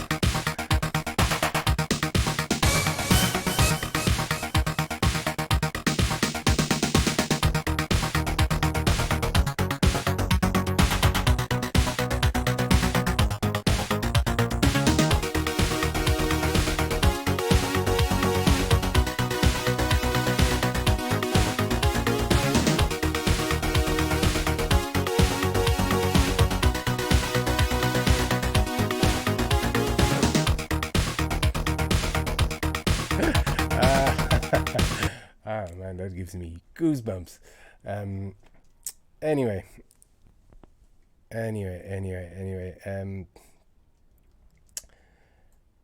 This couple was the stream 1.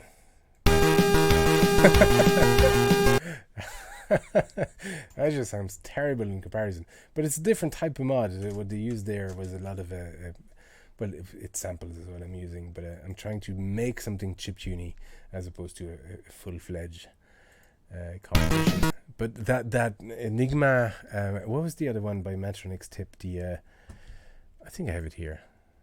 Overload. That's it. That was another Seriously cool one.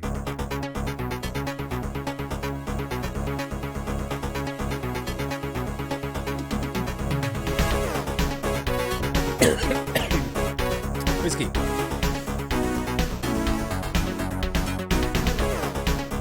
Something really cool in the lead being used here, we'll see in a minute.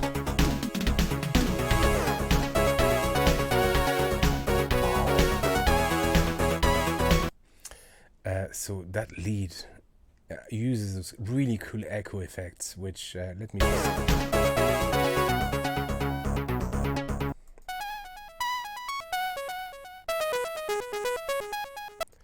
It uses those echo effects by using so C is the volume stuff, so it uses really attenuated, dampened kind of volume on different notes. So the main note here is an F, but it uses those like C, C, back to an F, very low, another C, and back to a full volume G sharp. What it does, it just creates just extra notes in the background that are not, that sounds like echoes, but they're not echoes of the initial F note. Really clever.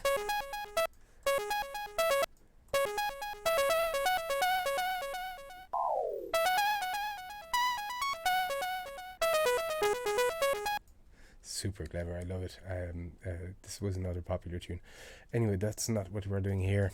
That's somebody else's music, and somebody much more talented than I am. Let me just get this back. So what we're looking for is a just small melody for our track. Not that.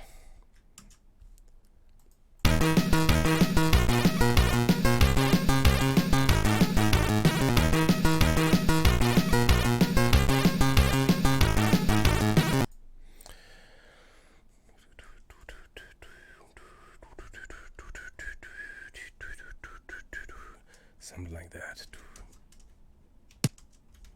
Not that.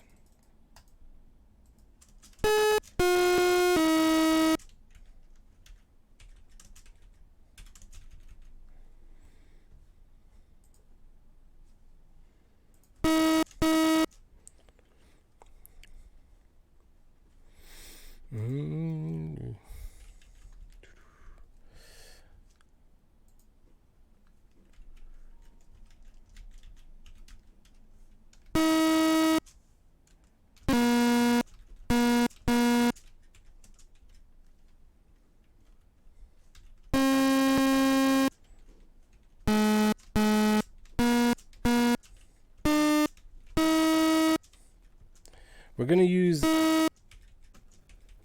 use actually slides and things like that. Here I'm just setting the just the notes down so I have a reference.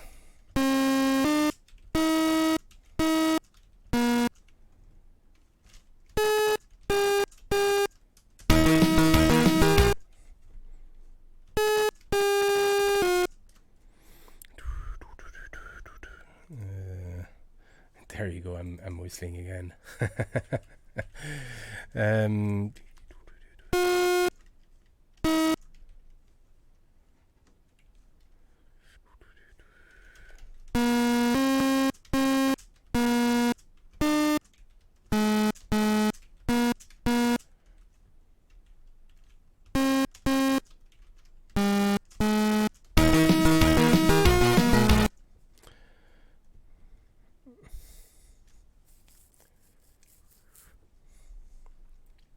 Should have this an octave higher, actually. Doesn't sound right at the...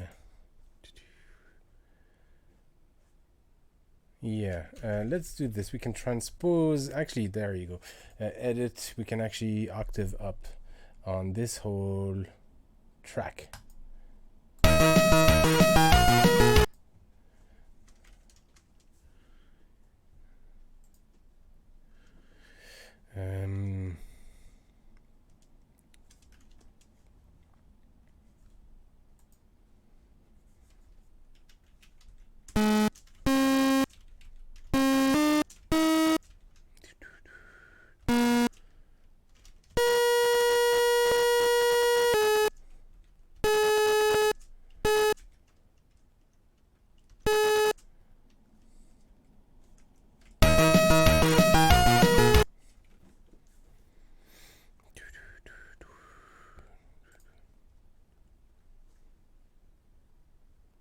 Oops, sorry.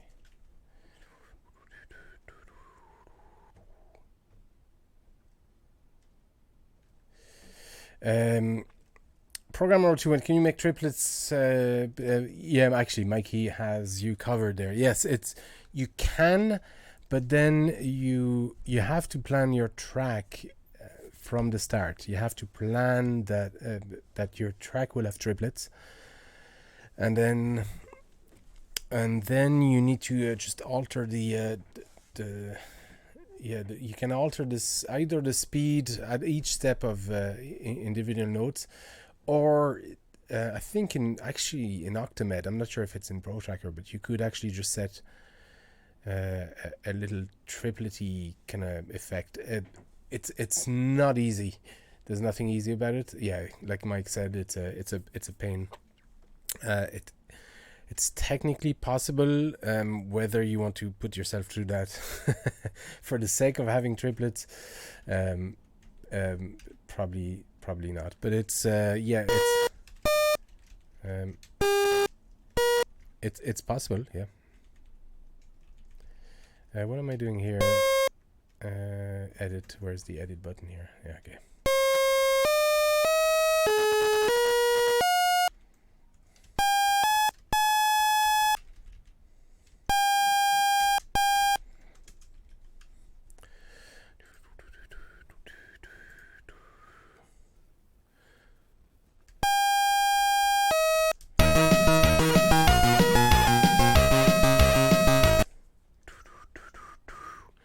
We'll have something like that.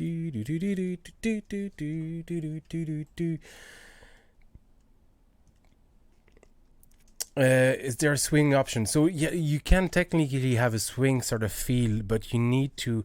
You remember that? I don't know if you watched from the beginning. So I'm just going to show you that F command here that sets the speed for that tempo. Little kind of complicated. You set the tempo and then the speed for that tempo. It's kind of awkward, but so if you alternate between, like, let's just say for the sake of argument, F4 and F5 or F4 and F3, just one up, one down, you can have that sort of swingy, shuffly effect. So yes, you can do that, but then you need to have a track reserved for just that effect.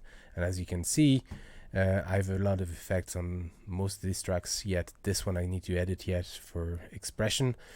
On the drum section here, I don't have any effects yet, but I probably will have at some point. So you'll need to find an empty space at every little step to just change the speed. And that'll give you that sort of shuffle swing kind of pattern feel. But it gets tricky. It's a lot of editing, but it's possible, yeah. But like Mike said, it's things like that. It's a pain. You know, these are very, very archaic sort of tools. It allowed for some form of expression, but as far as fine tuning composition like that, it's possible. It's possible. Nothing is impossible, really. It just takes a lot of work, extra work. How does it compare to Fami Tracker? It's essentially similar. You know, it's just it's probably a bit more versatile than the Fami Tracker, because here, in this case, you're using exclusively samples, so one track is not just tied to a certain waveform.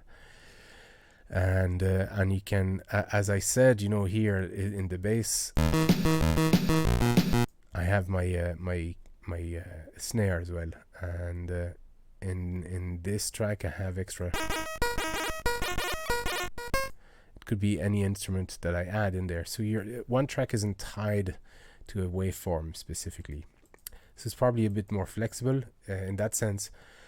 However, the editing, especially on the PC version, I'm using a PC version here, the editing is a lot less flexible, and that's a polite way to put it. But it's still, you know, I'm very fond of Protracker and that old Amiga type of editing.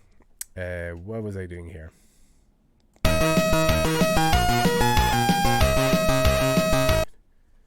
Do.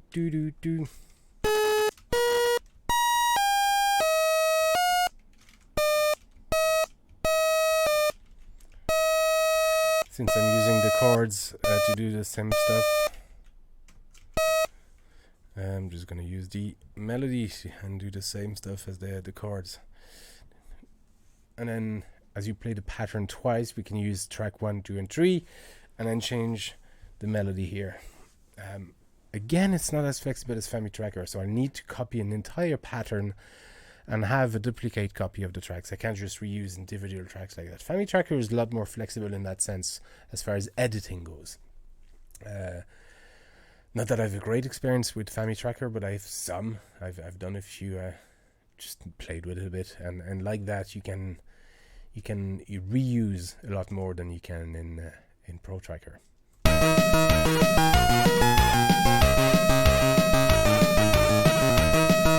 There you go. So we got a little melody thing going on.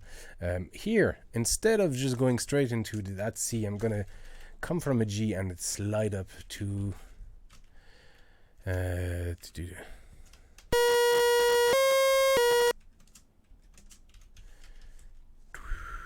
So we're gonna use. I think it's, what is it? What's the full note value for a slide? Is it? It's C or something like that, isn't it? So what's twice C? What's twice C? It's 18, isn't it? Oh God. Oh God. What's that? 1. So the slide up is 118. There you go. And then we can use. Actually, let's just finish this.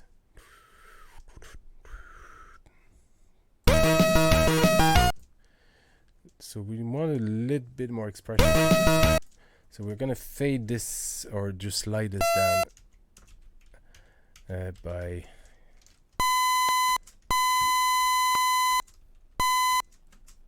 What's going on here?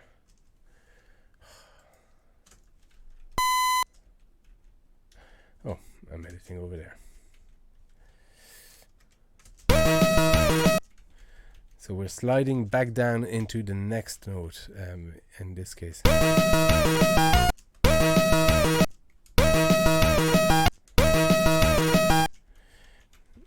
So it just gives a little bit more expression in that thing, and then we're gonna dampen here some of these notes. So A again. It seems to be a nice. It just gives that little staccato feel.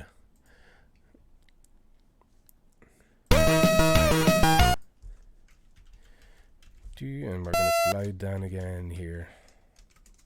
It's like almost like a guitar, you know, when they slide the string. You know, when they're playing the next note, but they're just sliding their fingers across the fretboard.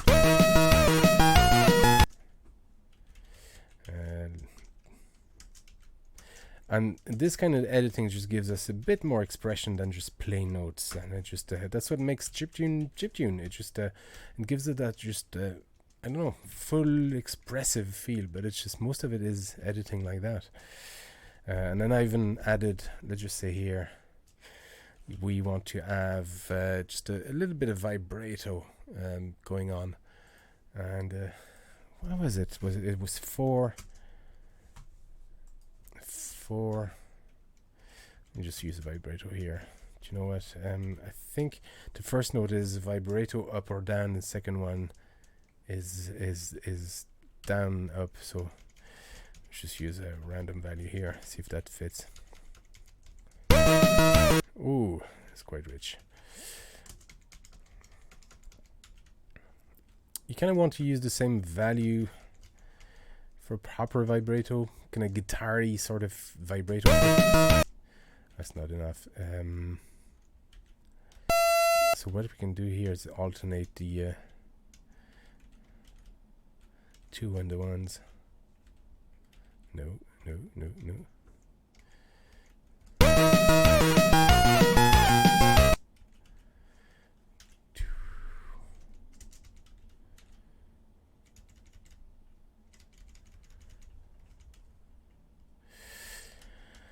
Let me try this. 3.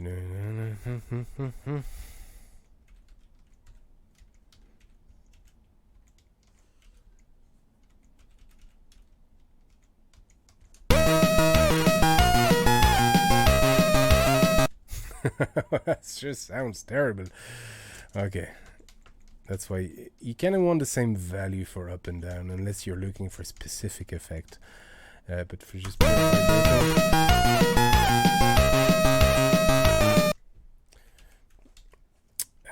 and then to prevent that feeling of things being detuned, I like to slide down.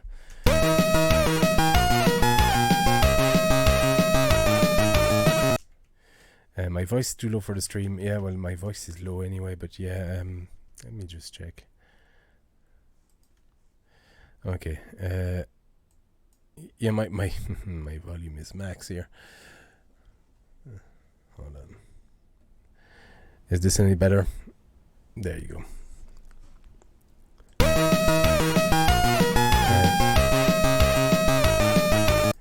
Yeah, I'm not happy with that. The problem is I can hear my voice back, but never mind.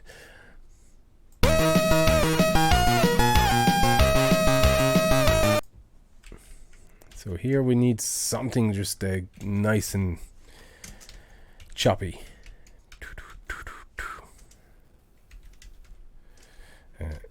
And then we'll just slide it down 6 and cut it off altogether.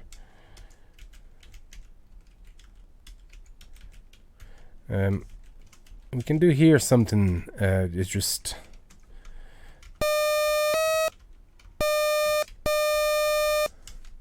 we just slide it up a tiny bit.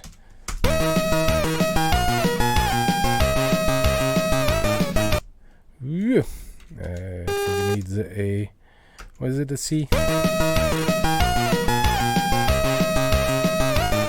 No, that wasn't even close.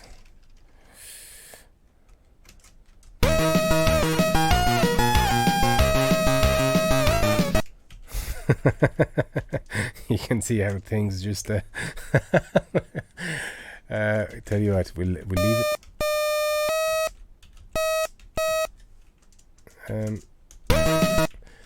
Actually 118, we had it from the, see, I'm just for the sake, oh come on, for the sake of getting this right, for this stream I'm gonna slide from it G and 118.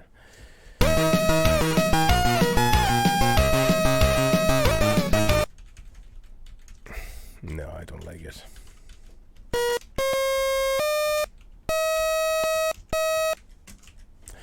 Spectator, so this is a good place to use your portamento if you want to do slides to land directly on a particular note. Good point. You know what? I haven't used those in a while, and I could be at this for hours. But yeah, my moments go this. How are you, dude? This looks annoying to use. You know, I can't disagree with you. It is cumbersome. It is frustrating, and but that's the way we had to make music back in the 90s, with no choice. This is what chiptune was. You know, how we had to use our tools, and with no choice, essentially. But yeah, it is annoying. It is annoying. I won't deny it. Not annoying. It's frustrating. It's kind of cool to use again, if I'm honest though. But yeah, it can be frustrating, and I can understand why not everybody would be interested in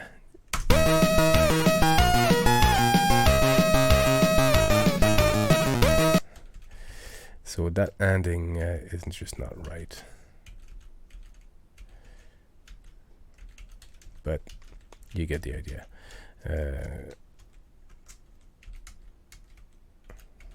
That was it. Yeah, Mad Ricardo. Yeah, this is how it was made back on the Amiga. Not just the Amiga, any 8-bit computer or 16-bit computer. That's you know, and this was actually a great tool to use. This was an upgrade from having to program the stuff, or having to use sort of cheat sheet based type of type of music. Yeah, this tool, when it came out, I remember just being amazed, because from the Amiga, the MSX days that I had. Let me just switch here. Just yeah, from the MSX stuff that I had, this was clearly an upgrade. Can I use a Trust webcam here? There you go. This was clearly an upgrade from having to program the stuff directly, you know. And I remember when the first Sound Tracker came out, I was like, oh my god, this opened so many doors. And indeed, it did, you know. I discovered Protracker from just watching demos and wondering. I asked a couple of friends how, you know, what softwares they used to do the musics, and they didn't know. And then I remember writing to a magazine, and they said, you know, this is Sound Tracker, that's what they use. So I found a copy of Sound Tracker and started using that, and then discovered Protracker, and then discovered Octamed. But they're all iteration of the same type of tool, and it's seriously frustrating. You get used to it. It's like every tool; you just get used to it, and it's just a matter of you know, persevering and just getting familiar with the tool. But I haven't used this in at least 25 years, so yeah, it's right now I'm struggling a little bit.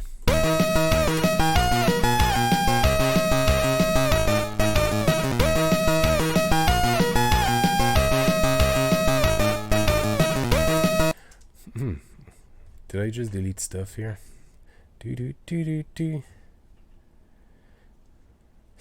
I want to do one last thing. Just let me switch back here. Cut off this camera. So you can hear the melody here, and very often what they'll have in those type of situations is a lot of echoey sort of feel. So we can sort of simulate that by having, well, in this case we don't have a lot of space, but here we have empty space, and we have empty space here. We can use a sort of echo. So we can use. You can hear it. Here is probably not the best place for it. I'm just going to use. So we're going to use the volume and just maybe have it at 10. Yeah, I don't have a ton of space. I'm just going to fill this thing. So here we've got our note, and I'm going to have an echo that is spaced, you know, to just 2 notes down, something like that. So I'm going to copy the same notes from here, but just 2 notes down. I think C20 is probably a good one. It'll give us a little bit of echo. So here, I don't have a note 2 notes up, but I'm just going to copy this one because it should be sustaining for that long. You know, you have the slide down here, so it's not overly finished. So it's a D3.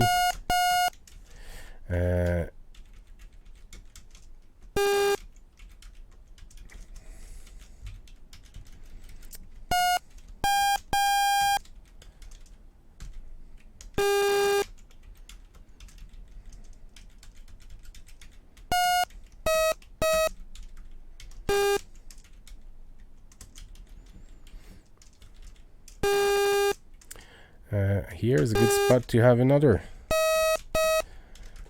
little bit of echo. See.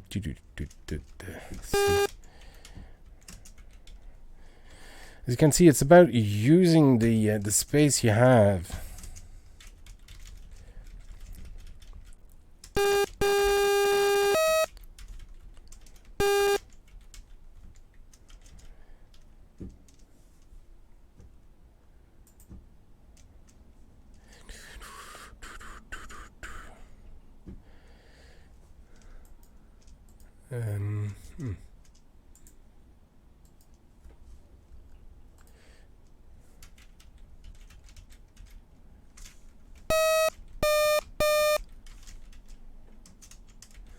Just bear with me, folks.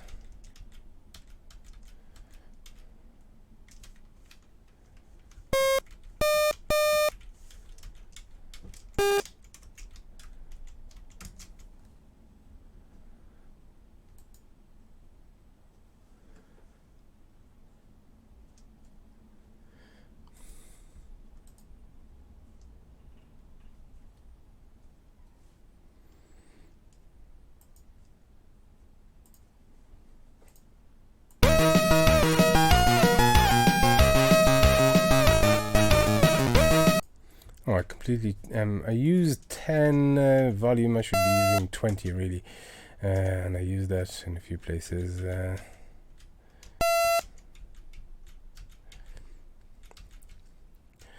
But you can hear it just adds that little bit of echo with whatever space is left, which is not much.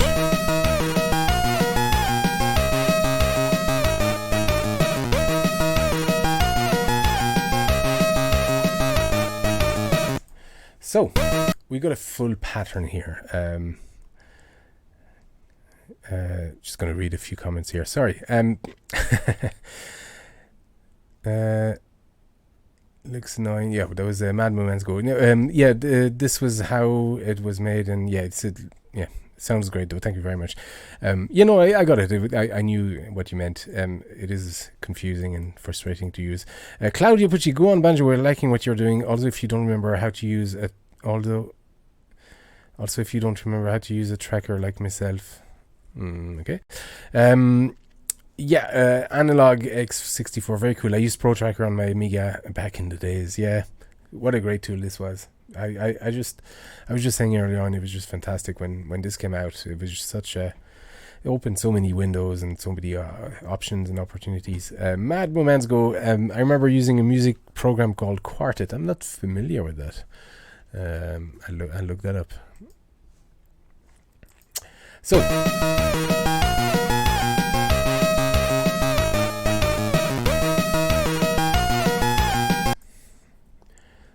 Right now, it's just playing the same pattern again and again and again and again and again. So what we want to do is just add a pattern here. It's simple as that. We're just going to go here and add pattern 1. Actually, no. Length is 2 patterns. We need to increase the length. And pattern 1 is empty. So what we want to do is use pattern 0. Well, on it's kind of hard to explain. Edit up, pause edition. So there you go. So we're gonna pattern list here. So position 0 use pattern 0. Position 1 use pattern 1. Technically, we could play pattern 1, pattern 0. Sorry, twice, and then increase. There you go. Add pattern 2 and play position 2, which is 3. Even more confusing. But play pattern 1, which is empty right now. But it's not what I want to do right now. I want to edit position 1 and put pattern 1, which is going to be a copy of pattern 0 for track 1, 2, and 3, or 0, 1, and 2. So we're going to copy these tracks. So, and this is where I think it's Shift F4. Here we go. Shift, no. Yeah, okay. Okay, so we're in pattern, Shift F4, and we're going pattern 1, and if I play Shift F5, there you go. Whew. Sweated a bit here. The problem is there's no undo a button, so if you mess up, you mess up for good, which actually reminds me that I should probably be saving right now. That's fuel just passing. Okay. Then I'm gonna take this Shift F4 and go to pad. Shift F5. There you go. And go here and Shift F4.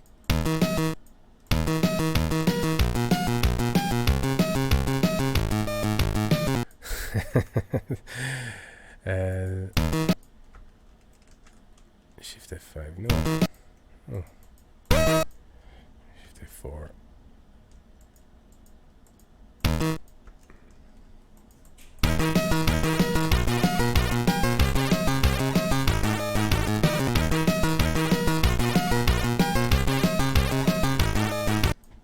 Interesting, because I by mistake I deleted this snare here, and it actually sounds cool. It just adds that sort of offbeat type of feel.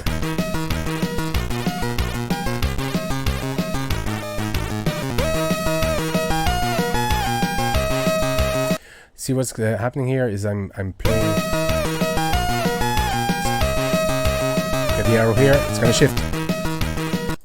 So here I'm gonna copy the same pattern, the same melody, but just gonna change it slightly. So here we're gonna go copy F4 and copy F5. What have I done? Didn't copy anything. Oh, that just copied the effects. Pressed the wrong button. Shift F4.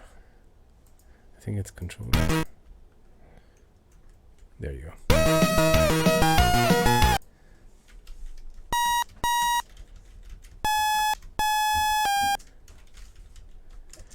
And we're just gonna slide it up. Doo-doo.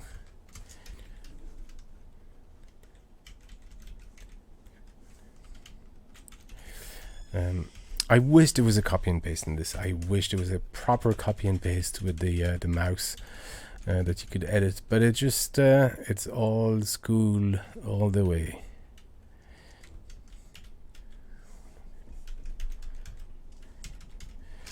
So here we're just gonna delete everything here. And again, there might be a quicker way to do all this. I'm just a bit rusty on the interface.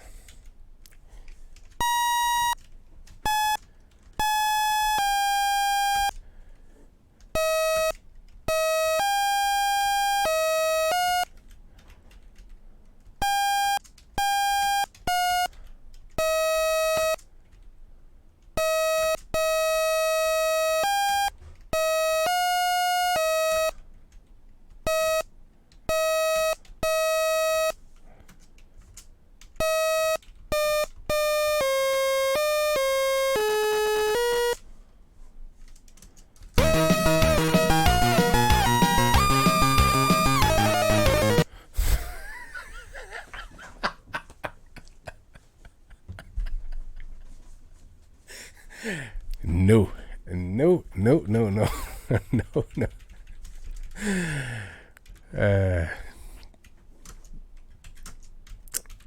And Mikey, yeah, OpenMPT is a pretty good modern one. Yes, absolutely, I agree. I've used OpenMPT before to actually remaster my old Protracker and Med stuff, Octamed and Med stuff into PC. It's much more flexible, much easier to use, but there's something charming about using a sound tracker or Protracker. Yeah, if somebody wanted to get into tracker stuff, I'd recommend OpenMPT. It's a very, very good modern alternative to stuff like that.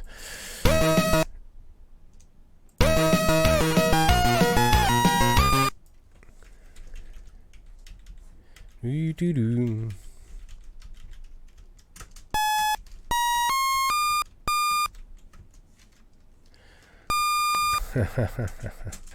I don't have a higher octave. So here I've reached the highest octave I can on this one. So the only way I could get a higher note than that is actually go into the sampler option and speed up this sample, just get a higher sampling rate. But there's no easy option to. I've only got 3 octaves essentially. And where's the exit here? So I could actually just create a new instrument and have it just twice as high. In this case, I'm limited, so I'm just going to revert back to the lower octave.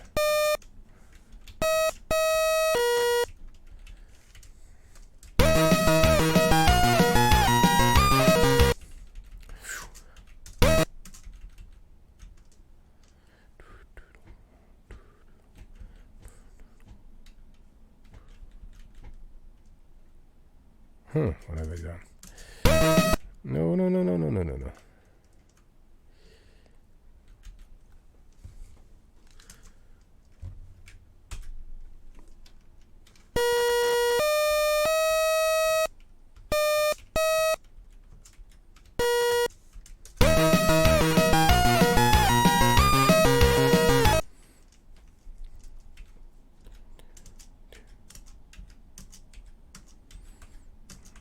probably nothing wrong with that. It's just I went to.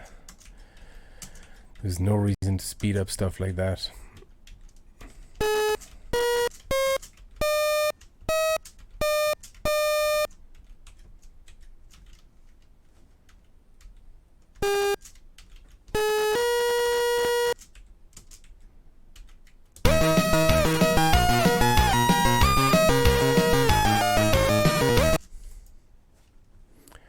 Okay, a bit more expression here. Rikaku, hi there. Yeah, hi there. Mikey, only having 4 channels can inspire more creativity. I agree. I think having too many options can lead to what did they call it? Analysis paralysis. So, and if you have just too many choices, it's hard to make a choice. If you don't have that many and your options are limited, it just forces you to work around the rules and work outside the box in a way. Although I hate using the expression, but that's what it is. It's just you have to think outside the confine of what's standardly accepted, and force yourself to use extra tracks, empty space, and then you see all this empty space here, this extra stuff. You technically use that as well for effects, for added stuff. We've only used really less than half the available space here.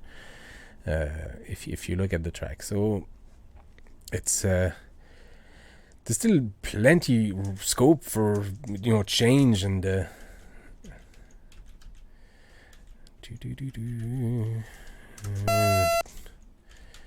like a slide here. I still get confused with that actually we'll use a few edit button, because the sample is looped. The only way I can switch them off is by pressing the spacebar, which is the edit mode. See that arrow going blue? That's your edit mode. So if I press a sample,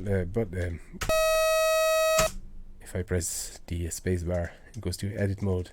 But then if I forget, it edits and just overwrites. So I just get confused between the two.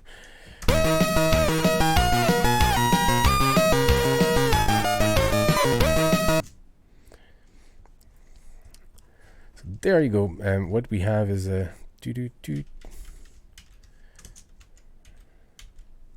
should use a full slide here. Wait a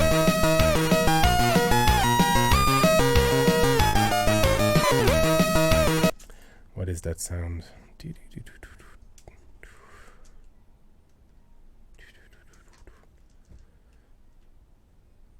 It's here. Got an extra little nasty artifact, which is probably because I got over eager and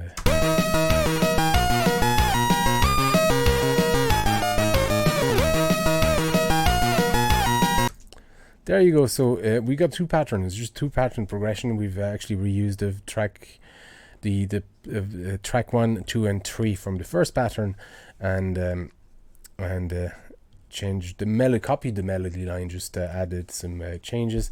I'm just gonna maybe just add a bit of a snare fill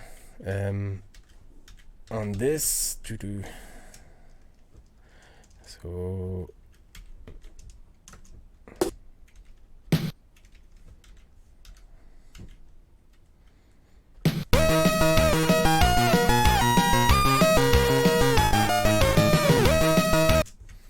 there you go. Maybe a roll.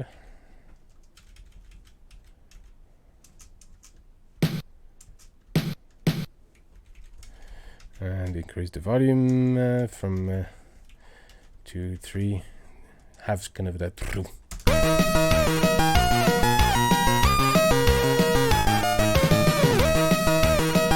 There you go. So if we play the whole pattern, this is pattern 1 that we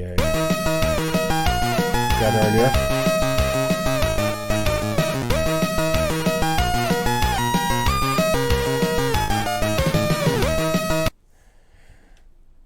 So it's a 2 pattern progression, and actually edit past ed. We don't need this, so I think there you go.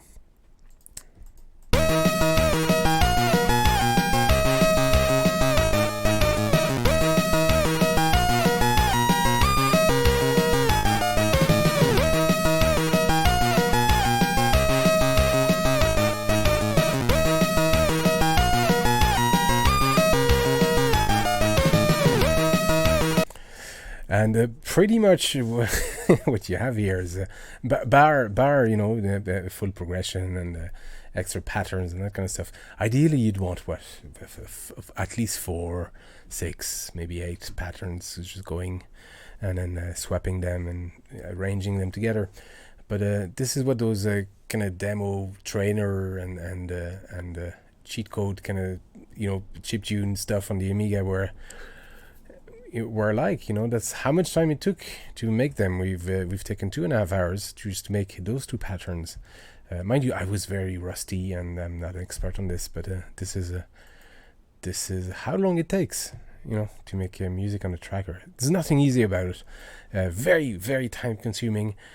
And somehow though, you can't get that with modern DAW. You know, it's just modern sound editing softwares. You need a tracker to get that sort of render.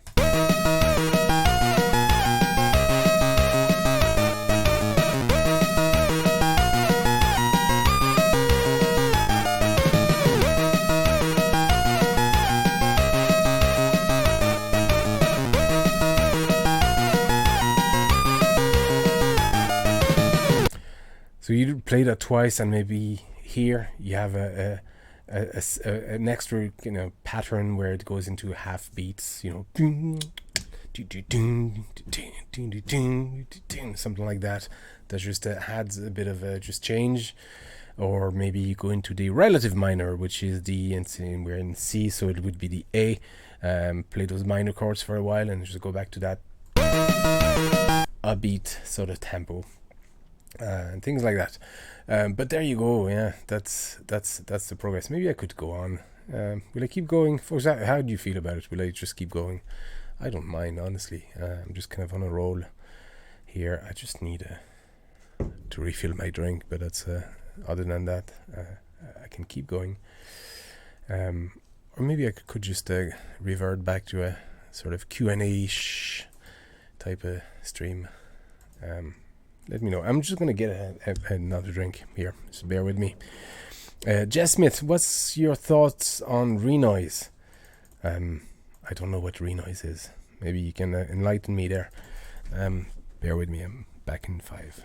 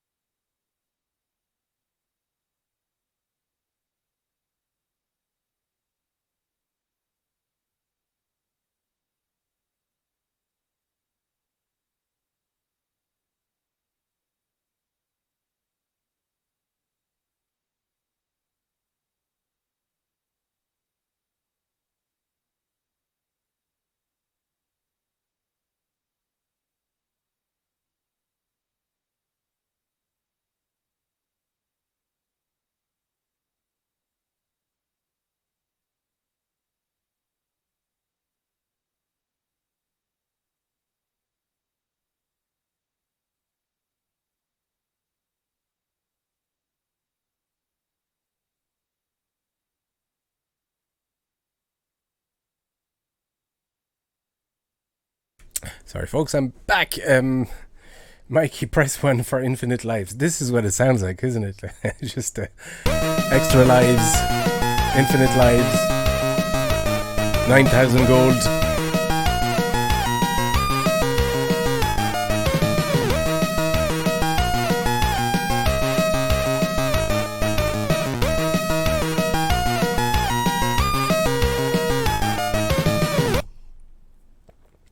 Okay. Half tempo, relative minor. Let's go for it. Actually, we need a position edit, so we'll need. I'm just going to repeat those patterns twice. So pattern 1 is there you go, and again that was Fiona in the background, and insert, no, delete. Interesting, inserts between here and the last one, so okay, whatever. And then here we want pattern 2. So pattern 2, there's nothing here. Whew. Off topic, I know, but would you consider covering some tunes from Hellfire on Mega Drive? Yes. It's not that I would consider it, it's in my list. I've said before I don't do or take requests, but if it's in my list, I'll say that it is. But yeah, Hellfire, what is it? Which one is it? Hellfire, let me just check. In fact, I have many tunes from Hellfire in my list, but my list is so many years long. But the first one I want to do, yeah, actually it's pretty up in the list. I have a few more I want to do, but Hellfire is there this year, for sure. Yeah. Anyway, because my voice is starting to strain. It's just my voice drops in bass as we go. The more I talk, I don't have a very good voice for talking for long periods, and it just drops. Whiskey helps though. Okay, let's keep going. So we want to have here just half beat patterns. I like to use that as a click track, so we're going to do that.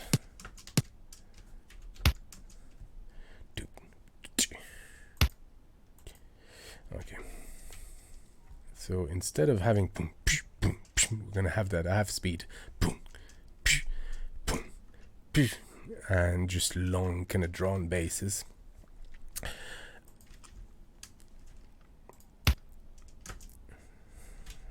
Anyway.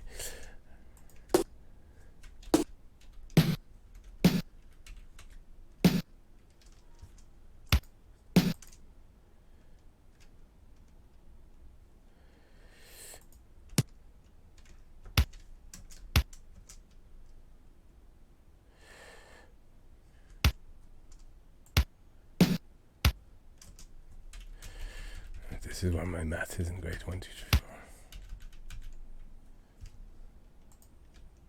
3, 4. Actually, I prefer this sound, so we're going to use D sharp here.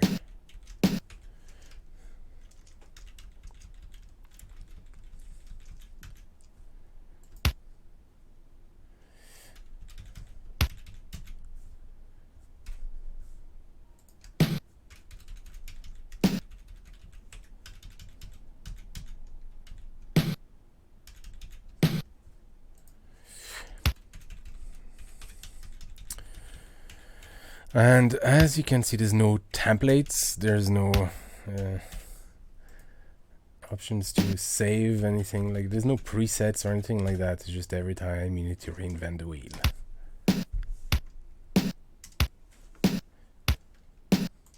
Okay.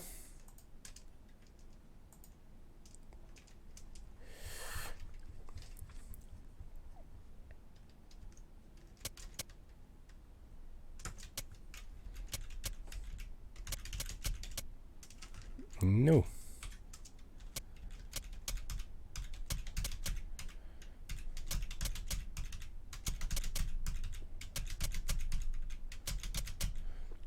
The Adrian Smith, the toffee whiskey they have in Edinburgh Castle would help your voice a lot right now.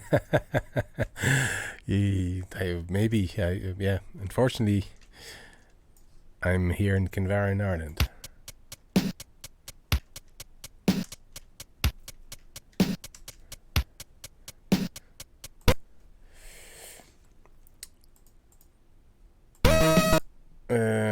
What's happening here? 2, 4.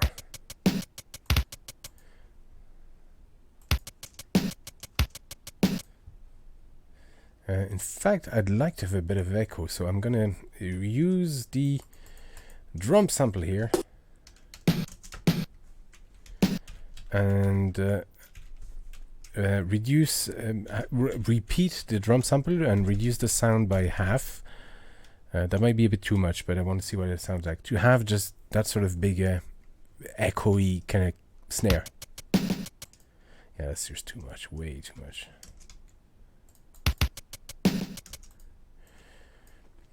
Still way too much.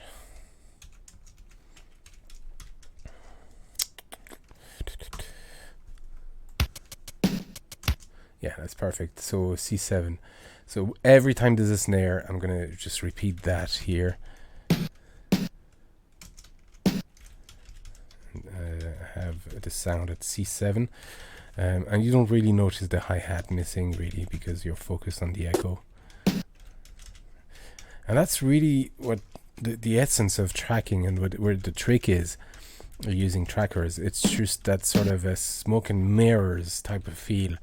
And that's how some very, very clever composers were able to just squeeze so many layers out of 4 tracks by just going to what was essential for the ear. You know, one of the perfect example I give is the intro tune of Dune on the Amiga, specifically on the Amiga, because you still have 4 tracks. It's not one of those kind of clever coding stuff that Fritz Julsbeck did or many others did, Paul von der Walke or that kind of stuff, where they were able to use more tracks than the Amiga was supposed to handle. This was still a 4-track piece where they sort of cut off some of the notes that your brain would register and just still hear even though they weren't playing anymore, and your brain would just fill the gaps, and instead they'll fill that space with other elements that he kept adding and adding and adding layers to the track. It was just so very, very clever and so very well done on the Amiga. Anyway.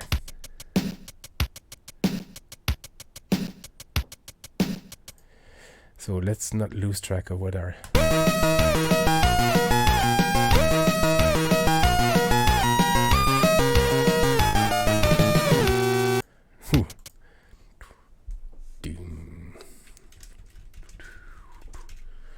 So we were on the square bass.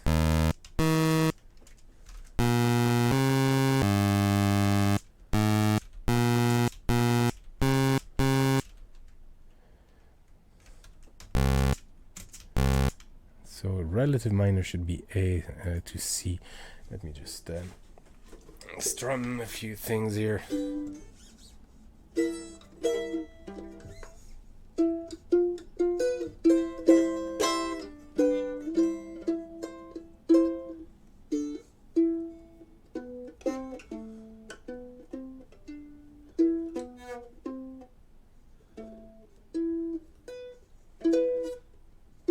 Okay.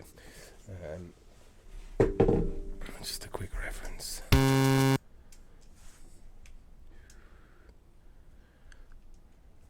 just want to cut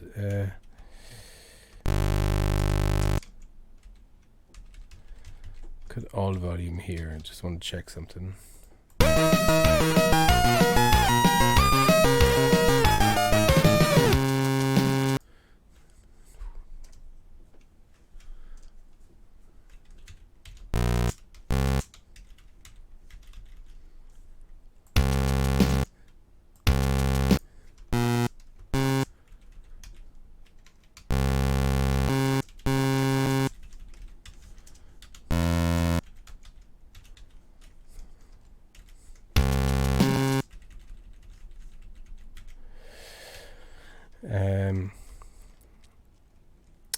My moments go. Hope you share this when when you're finished. Yeah, I will. So I will re-upload the entire video onto the Motherfuckers podcast channel, which I'll probably rename to like BG Ollie Live or something like that, because it's not a podcast anymore, but it's all the live stuff I put on that channel. And then the tune itself, I mean, yeah, I can make it available on Bandcamp if you want. it's not finished. It was just an example of stuff you can do, but maybe I can flesh it out even more and finish it at some point. As soon as it's finished, yeah, I'll upload it on Bandcamp and Spotify and all these places. Instant Show, see you, man. Thanks for stopping by. Okay.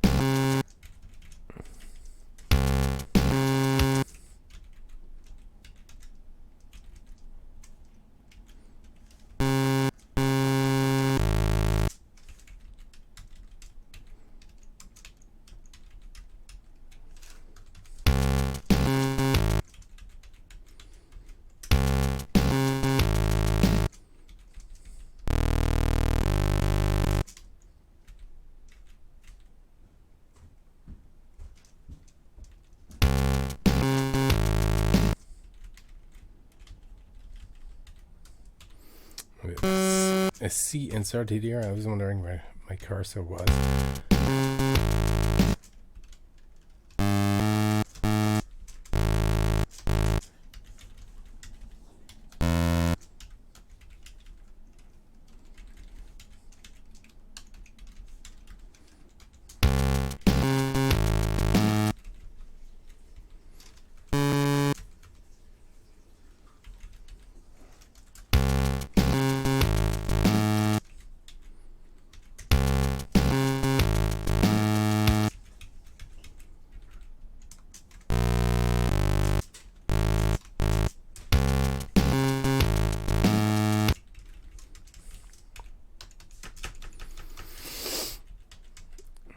Just make sure all the sound goes here.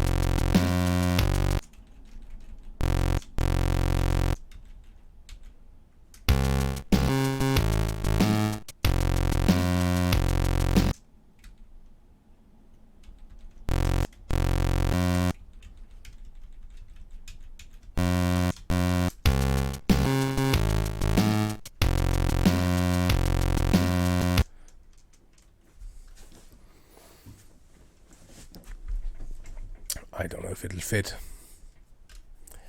or if it's but sure, we'll try that. We'll see what the break sounds like.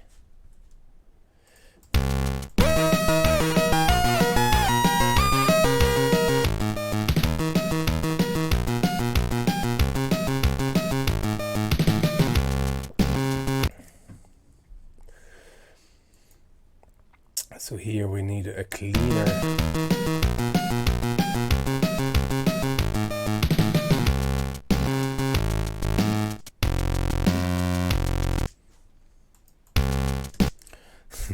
I'm not going. I'm actually not in the same mode anymore.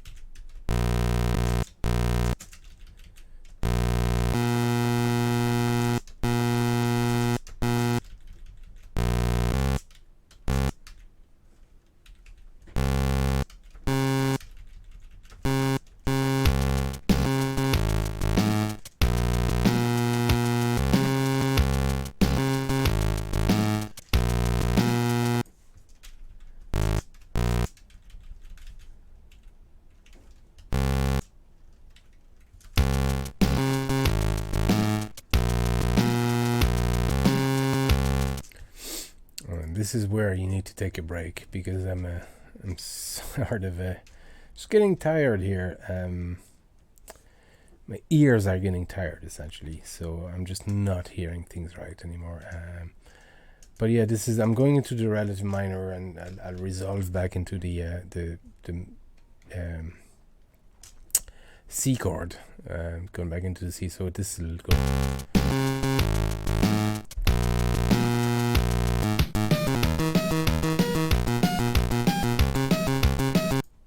something like that.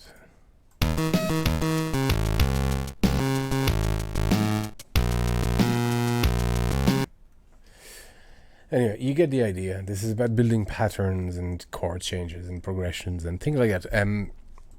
I am actually just getting really tired and fading out, just from focusing on all this. And after a while, when you compose for a while, especially now, it's actually approaching close to 3 hours. What is it? Or more than that, yeah. Yeah, close to 3 hours. It's good to take a break and just go back to your arrangement, with fresh ears. So I'm gonna end this now, folks. Let me just switch cameras. There you go. Guys, folks, thank you for everyone who's joined in. Thank you very much. Thank you for the support. Thanks for following the channel, and thanks for just being curious. And hopefully, you'll get to work on your own stuff. Like, trackers are fun. They're a bit fiddly. They take some getting used to, but once you understand some of the stuff, there's actually, you can do quite a lot with the A. And these would be similar to a lot of trackers. The function might change, as in the number or the letter might change, but it's similar. Once you understand the dampen, volume control C, dampen is a slide up and down. So slide up is 1, slide down is 2, or is it the other way around? No, that's it. And the chord stuff, which is I forgot. It's 0 actually. It's 0, and 37 is a minor chord, 47 is a major chord. That's really technically all you need to do to start, arranging your chimp tune and just getting stuff that sound like that, or better, probably, hopefully better.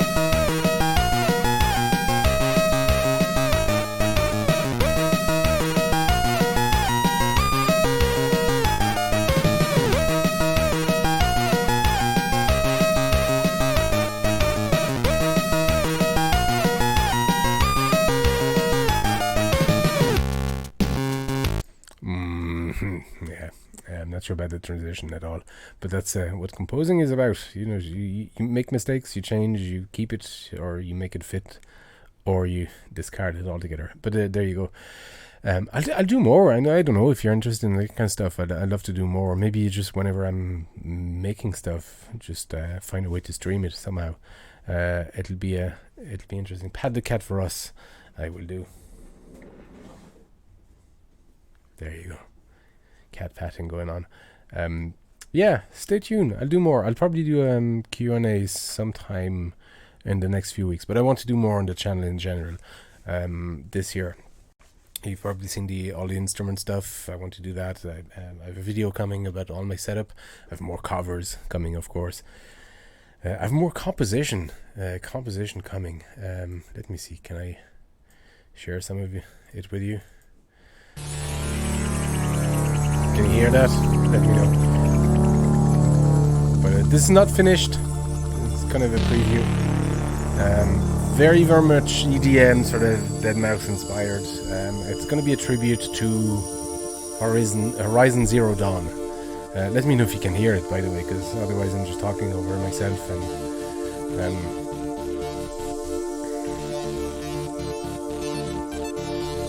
can you hear it?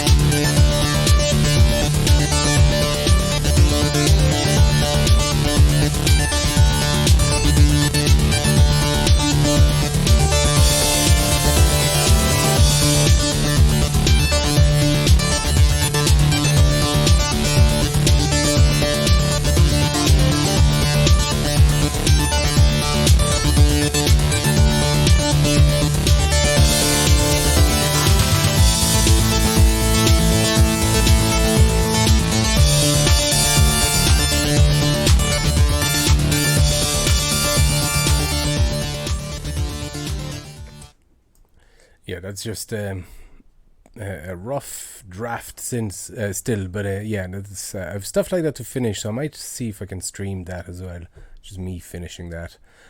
So that's all done with it, just more modern DAW, and then I want to do a proper video for it. Literally, it's a tribute to Horizon Zero Dawn. You might not be hearing it, but I am, and yeah, that's what it felt like for me. So there you go. But folks, I'm gonna turn this off. Thank you, everybody who's joined in. Thank you for watching. Thank you for supporting the channel and watching the videos. Again, it's I wouldn't be. I probably still would be making music, but probably wouldn't be pursuing this YouTube stuff if it wasn't for the following I'm getting. So thank you very much. See you soon, and I'm gonna have to find a way to end the stream. I'm not sure where the button is. Oh, there it is, folks. See you soon. Bye bye.